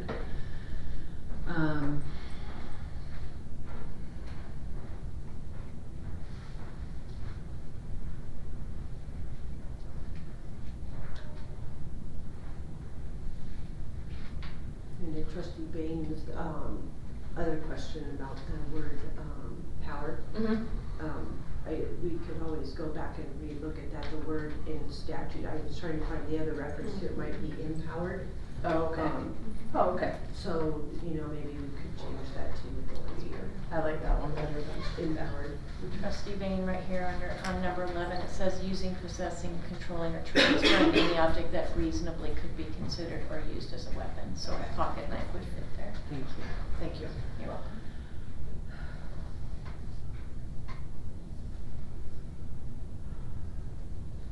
Okay, after the investigative process has been completed, the administration will confer with parents of the student regarding the necessary discipline. If the disciplinary action requires a re-entry contract, then a student shall come before the board for student hearing. In the event the disciplinary action requires temporary suspension, then a student shall come before the board for an expulsion hearing. Do we remember why we highlighted re-entry contract? You did not like that terminology, and so Okay. we talked a lot about re-entry contact constitutes an out-of-school suspension. And so Okay. really delineating out, so if we have a situation The example that we talked about was you have a kindergartner that comes, was Right. out with grandpa, Right. has a little pocket knife, had it in his pocket. Are we really doing a suspension? We're calling parents, we're not overreacting, but Right. that kind of scenario giving some latitude. But if it's a situation where there is some intent, or at least we need to do some investigation to determine intent, we're giving ourselves some allowance to do an in-school, but if we do an out-of-school, that reentry contract comes back to you, to the Right. board. Right. That was the context. Okay. And that was the thing, is that the only time the reentry contract, that was the discussion, is that if it's reentry being synonymous with suspension. Right. Or not. Gotcha. And it kind of gray in the sense of sometimes, you know, when you hear about it, well then there is some time you are removing a kid from a class because you're doing some investigation and trying to figure out, like, was this innocent, was it, you know, what happened actually, taking time to call parents and just get some, so there is a time where they aren't in class so that the principal has an opportunity, you have visual on that child, but then if it's once you have some more insight and understand intent, then that could be a removal for a length of time. It could be out of school. It could be you know. Well, I think part of the concern is you had mentioned how at the building level, when they do bring the kiddo out and they do resolve it within the building, they are still potentially entering into a contract because they draft something up, they have the kiddo sign it, the parents sign it. And my concern is just the fact that that is in fact a contract, and you should be kind of cautious with those. And so my bigger thing was, why are we going to that extent at the building level of issuing contracts that people have to enter into when, you know, that part just concerned me. But, and to call it the reentry contract, I mean, we've seen those. They are very specific to the disciplines and the expectations to re-entering the school. So at the building level, I don't necessarily know that they need to go into a re-entry contract. I think it could just be something else, called something else. We talked about kind of separating that out, that if it's handled Right. at the building level and it really isn't a true kind of out of school suspension, Right. there really isn't intent, that kind of a thing, that and we even said, even in that scenario, it wouldn't necessarily be called a reentry contract, it would just be something, whatever we Right. want that name to be, but Right. then if something's handled at the building level, then we have our documentation, we're going through that, but Legally, minors can't sign a contract anyway, so if it's just a student signing something, it's really just an agreement for them to go back into class, so maybe it's not a reentry contract. Right, but when we had this discussion, that's what it was called. Yeah, no, I get that, yeah. But I also know that if a parent is also signing it, then Right, that's that the part binding would be, piece. yes. Yeah. Well, and I think it's had various names over the course of the years, and so kind of delineating that would probably provide some transparency for principals too. Yeah. So. Yeah, and maybe just a little bit of context. Okay. 7 years ago, the process was a little bit different, and if a student brought a dangerous weapon to school, they had what we call a show cause hearing at Right. the district office, and they had to show cause to the assistant superintendent as to why they should be able to continue to be enrolled in school. And at that point, the parents were always with them, and it was there wasn't an intent. I was baling hay, forgot it. But if there was an intent, there were times when kids brought like a knife to school, and their claim was that they were carrying for protection. Those then went to the board, and the board then got to decide what that looked like. Mm-hmm. The decision was made that there were too many going to the board, and so the structure was changed, and if there was no intent, it was handled at the district or at the building level, and that's where that reentry contract came in. So I think what in essence you're kind of asking is for us to go back to the way we used to do it, which was to inform the board, and there was always a follow-up. You had the written notes from those meetings, So if that's the direction that we're going, that's kind of going back to what we used to do. Okay. Well, I mean, what do you all think about that? I guess I'm not totally clear on that paragraph. The building administration is handling it up to a point, and then you're saying if there's some sort of reentry contract established, then the student has to come before the board. Yes, because if there's a reentry contract, that means the student was suspended, which means they were removed from the building and they weren't allowed to come to school. But, So does, are you but does saying the student any- have to come to the board or just the reentry contract? According to what we wrote, it's the student. The student, okay. Yeah. For an expulsion hearing. Right. So if they're suspended and during that time that it's determined that there wasn't an intent to harm, that then you wouldn't be taking a child to the board for an expulsion hearing. I guess the other thing that got changed in the policy was this U.S. code is very clear. And the word is if a dangerous weapon is brought to school, the student shall be expelled, and that has been changed a little bit, and now there's the need for building administrators to prove whether or not there was intent to harm, which is not what's in code. And which puts a lot of pressure on our building administrators.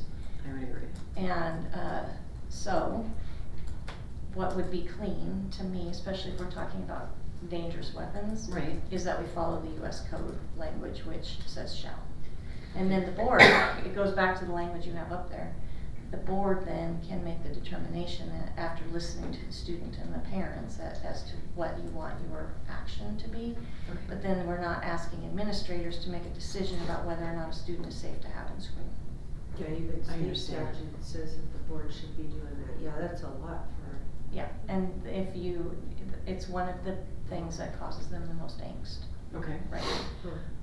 Then based on that information, that new coming of information, I would say, well, I would say we should table this policy and let the committee revamp it with US language. US code I have one language. other question. Have we gotten any building administrator level input on this policy? Yeah. Yes. Everybody. We separately got input on this one too. All of the policies that are being addressed in the policy committee go out to the parents and the administrative staff and to all the powers. So I'm just curious about the feedback. If we can deal with that another time. Why don't I tabling it, because it does sound like it needs to be reworked to be a little bit more clear. Okay. It's quite involved, and it is. It is. I mean, the thing is, it's trying to make it up to date and understandable, especially when you're dealing with ISBA's policy, because even when you read through their template policies, you can tell like 3 or 4 attorneys wrote it. Yeah. Because every other paragraph has somebody else's flavor in it. Yeah. You know, and it does become really confusing, and I know I've dealt with that since being on the board with community and parents and staff that, you know, but yeah, this is definitely a big policy, but it does sound like we need to go back and we can make sure that Trustee Jones also, well, everybody, you guys actually have access, but we'll email that access to the feedback so everybody can read it. Thank you. Yeah. Yeah, all of the policies come with feedback, every one. I'll send it out to you guys tomorrow. Thank you. Thank you. Which leads us to the other board policy that we have to think about. It's the dress code, student dress. What I've noticed in a lot of our policies, a lot of them are just fluff and stuff, and I would really like our policies to not be so fluffy and just get down to, you know, this is the policy here's the rules, and this is what you have to do and what you have to follow. So, that being said, some of the fluffy language got stricken. It can all go back. The comments that came in, there were 42, and we'll send you all that information. We actually too. linked it in for them, they have access to that. Okay, great. It's the last one in this series. Okay. It's a line item. Mm-hmm. Okay. On the agenda. Perfect. It's the link immediately following the dress code policy. Yeah. There's another link for you to look at. The student discipline policy. All right. One of Yes. the biggest confusions was the fact that the policy says head coverings. And the old policy said head coverings. This isn't a new word we've put in. This isn't something that we've changed. There's confusion as to what does a head covering constitute. And do we want to delineate every single head covering that there could be? Because some people think it is specific to religious affiliation. You know, is it a baseball cap? Is it a cowboy cap? Is it a ski cap? Is it a beanie? Is it a bandana? Is it, what is a head covering? So that word is highlighted because the board needs to decide what we're saying. Are we talking about head coverings? I personally was struggling with some of the comments because it kind of makes me want to go to a uniform. Just throwing that out there for all you to contemplate. But uniforms are very specific. I would like to I'm just gonna put this out there because this is something that I've put a lot of thought into over the last year. I got a couple of emails from students up at Timberlake. I would like to do away with the head covering policy at the high school level and put it up to principals to make that decision for their school. I can interject on that. So,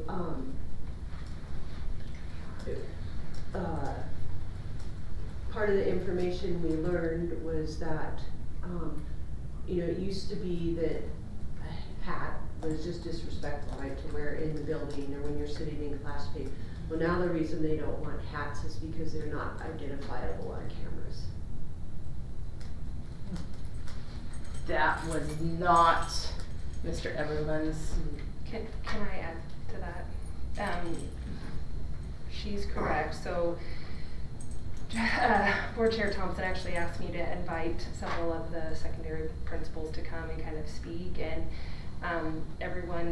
no one was able to make it, and so part of their concern is they are definitely divided specific to this policy, specific to that one part. So you have some that feel like it's a safety issue 100%, and they actually wrote that in some of the feedback, and then others came back and just said, we actually feel like the head coverings make them more identifiable and we like it. So they definitely are split between some want hats, some don't. And I don't know, I know for sure at the two high schools there is a difference. I don't know at the middle school if it's that big of a deal. They didn't tell me one way strongly or another, but I do know that they are not on the same page specific to, they will do whatever you ask, but some of them would prefer hats, some want just hat days, so it wasn't a clean cut, this is what we want. And that's why I say I would put it up to the principal at the high schools. This is only at the high school level I don't agree with to that. make that decision for their school. I hear what you're saying, but I mean, I've got a little guy who's a devout hat wearer and he's getting ready to go into second grade. So why does he have to be penalized? Oh, Because I would do away with hat policy at all levels, but I'm just trying to find the compromise as to, because I think with little ones, hats probably are a little bit more of a distraction to the learning process. See, that's Versus that's at the high school level. Right. I think making them take their hat off at the high school level actually creates more of a dilemma for some students than allowing kids at the elementary school to wear hats. See, I have a little different take, I think. I noticed you've taken out some language up above where it says,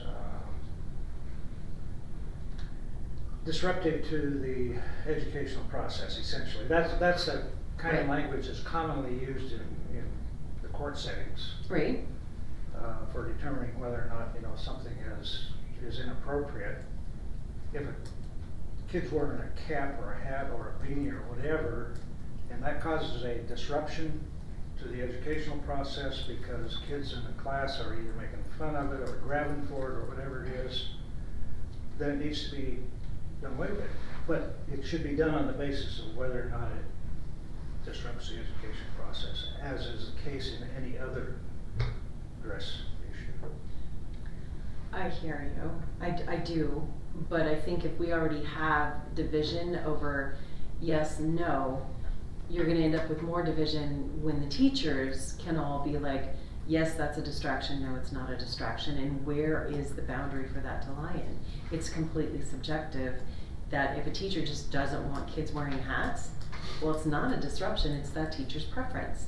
Well, then that's a violation of the policy, but so in my opinion, the policy is there to be specific to the boundaries that everyone needs to live within. And I mean, and I don't begrudge a teacher if they're like, I don't want hats in my classroom, that's fine. But I think you open up a sticky wicket when people are, yes, I can have hats, no, I don't want hats, and then there's, I just think that in itself becomes its own problem. Yeah, to some extent that's true, but the other edge of that sword is that, somebody's got to decide in every specific instance whether or not that's within the defined policy. If you define the policy in specific terms, then only those things that fall within that are to be adjudicated, so to speak. Correct. Anything that falls outside of that, and I would venture to say, there will always be things which we can't think of Always. that will not fall within the policy. Mm-hmm. And so that's the other side of the sword, I guess, of, right. of what you're talking about. Well, Bob let us wear hats when I was at school. Point that out. So what are you advocating for here, Dave? Hats? I don't care. I mean, Hats? if a kid wants to wear a hat. We have a veteran school board member that wears his hat in the district office in board meetings, and we're telling kids they can't wear a hat in class. During the school day. I think that's what the rule is. Yeah, no, they're not supposed to have them from the time they walk in the doors. And sometimes kids, that's their first interaction with a teacher when they walk into school on the first day of class, is they're told to take their hat off. Not welcome to school, not welcome to Timberlake, not welcome to Lakeland, not glad you're back from the summer, I hope you had a great summer. No, it's take your hat off. And I don't like that.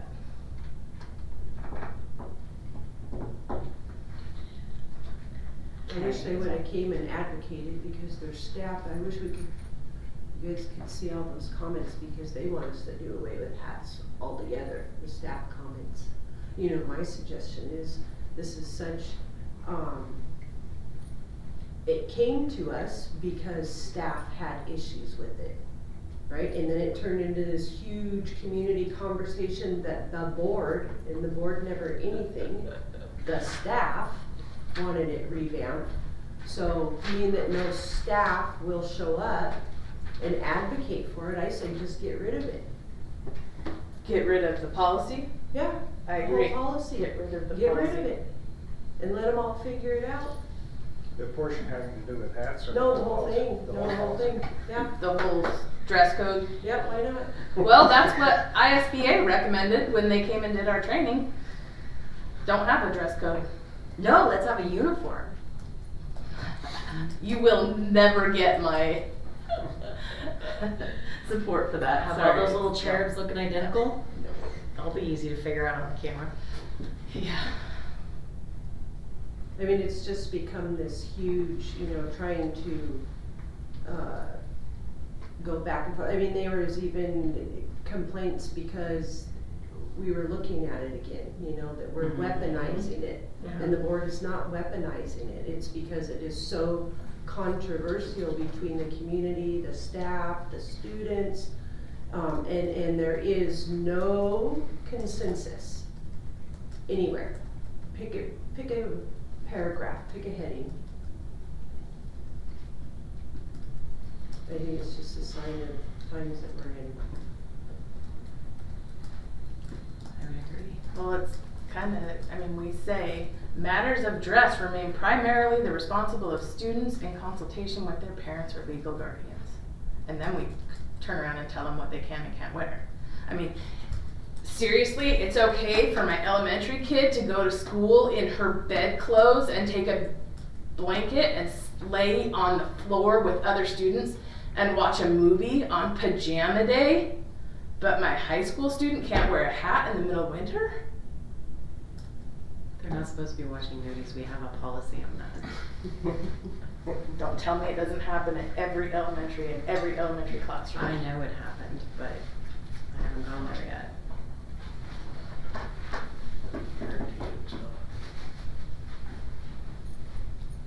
Well, we can either table this policy too, or y'all can bring a motion about it. I move that we strike the dress code policy. I'll second it. Hearing a motion and a second, all in favor say aye. Aye. Aye. Any opposed? Nay. Nay. Gotta have a dress code a little bit. Voice. I need your voice. Nay. Okay. 3 nays. 2 yeses, 3 nays. Motion fails. With respect to the other policies, well, actually, Well, what's our plan for future for this then? I think we need to talk about it some more. Okay. And I'm more than willing to do that, just not tonight because the agenda's way too long. Okay. Yeah. So I have no problem if we want to table the student dress and student discipline. I would entertain a motion for that. Can I ask before you make a motion, can I just ask a question as far as to brainstorm? Since, to Trustee Grissom's point, we don't seem to have any consensus anywhere. I'm wondering if we reached out and invited a couple of Timberlake High School parents and a couple of Lakeland High School parents and the 2 principals to sit with the policy committee and work their way through this, so that you could at least get a parent voice helping to craft some of the language. That might help us get to a place where people can be a little bit more comfortable with it. I think to not have a dress code policy would be really hard at the school. Just seeing some of the things that the kids wear to evening events, I'm just like, I can't believe your parents let you out of the house like that. But so I do think somehow providing a vehicle for some parent voice might help. Okay. Because it's just the 2 of you with Dr. Pasley trying to find. We are a force to be reckoned with. You are a force to be reckoned with, but this is such a controversial issue that you can't make everybody happy. We can't. So if we can get some parents who might be willing to help us out with some of the language so it's more palatable, Okay. maybe we could get something that might work. That's a great idea. If you can get someone to show up, because since this policy was brought to the policy committee, all those who have input have not showed up, even though we've requested them to show up. So I will reach out to the 2 principals and ask them to give me some names of parents that I could personally reach out to and invite. Okay. That'd be great. Okay. So would someone like to make a motion to table the student dress and student discipline policies? I would move we table the discipline policy to a Student future dress. workshop date. Student dress policy. Student dress policy, yeah. Second it. Hearing a motion in a second, all in favor say aye. Aye. Aye. Any opposed? Hearing none, the motion carries.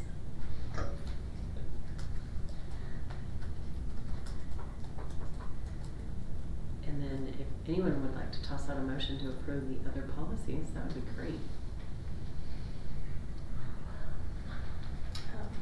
reason we don't have a motion to table the other policy 3330. Okay. We also need a motion to table policy 3330, student discipline. Trustee Jones made the motion to table both student dress and student discipline. Was it both? I would agree to that amendment. Okay. Having an amendment to that motion to include student dress and student discipline. Do I have to have another second? Or are we good? I'll second the amended Whoever seconded it. motion. Okay. All in favor, say aye. Aye. Any opposed? Hearing none, the motion carries. Then may I have a motion regarding all the other policies that are here? I will move to approve the draft policies with the as presented, with the exception of the 3330 student discipline and the 3255 student dress. Second.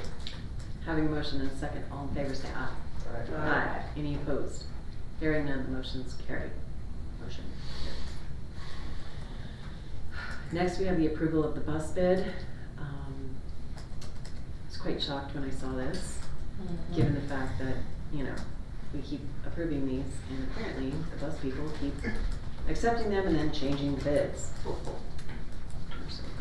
Go ahead, Mr. Wallace. Yeah, so there are sort of two items that we'll put together. First, we did have that second bid, is for the 2 special ed buses that we're gonna use ESSER dollars for. And so that did come in at those prices for the special education buses. While we were receiving, you know, had the bid out there, and during that time, I found out that Bryson Bus Sales, who had won the previous bid, that they were not gonna bid on the 2 because we were requiring a bid bond, or a law allows us to, on these type of bids, that we can require 5% of a bid bond, or they can actually just give us a check and we hold it until the contract's over and then give it back. That if we require a bid bond, they can't go up because of the volatility that they're saying of the manufacturing process now. So I knew I was going to get a bid from them, and then we then got the correspondence from them that on top of the price increase that the board had already approved, that they had another price increase, which is even more, per bus. And so at that point, I said, you know, there was a timing issue of when I had to reply to them. I wasn't going to be able to get board input on that. But I just said, I just can't take a second price increase, even philosophically, right? It's just like, that's not right. So we did have a bid bond on that original one, that we didn't call on the first price. So I had correspondence back saying that, well, no, we expect the buses to be delivered per the amended price, or I'm going to call the bid bond. And they said that, well, then, you know, that they can't, they're not moving off the price increase, so that's where we were. They were pretty much breaking the contract. So I did contact Megan, and I've never gone through this process ever in all the years I've been doing this. And just said, well, here we have it, you know, are we on good legal standing? She said, yes, I'm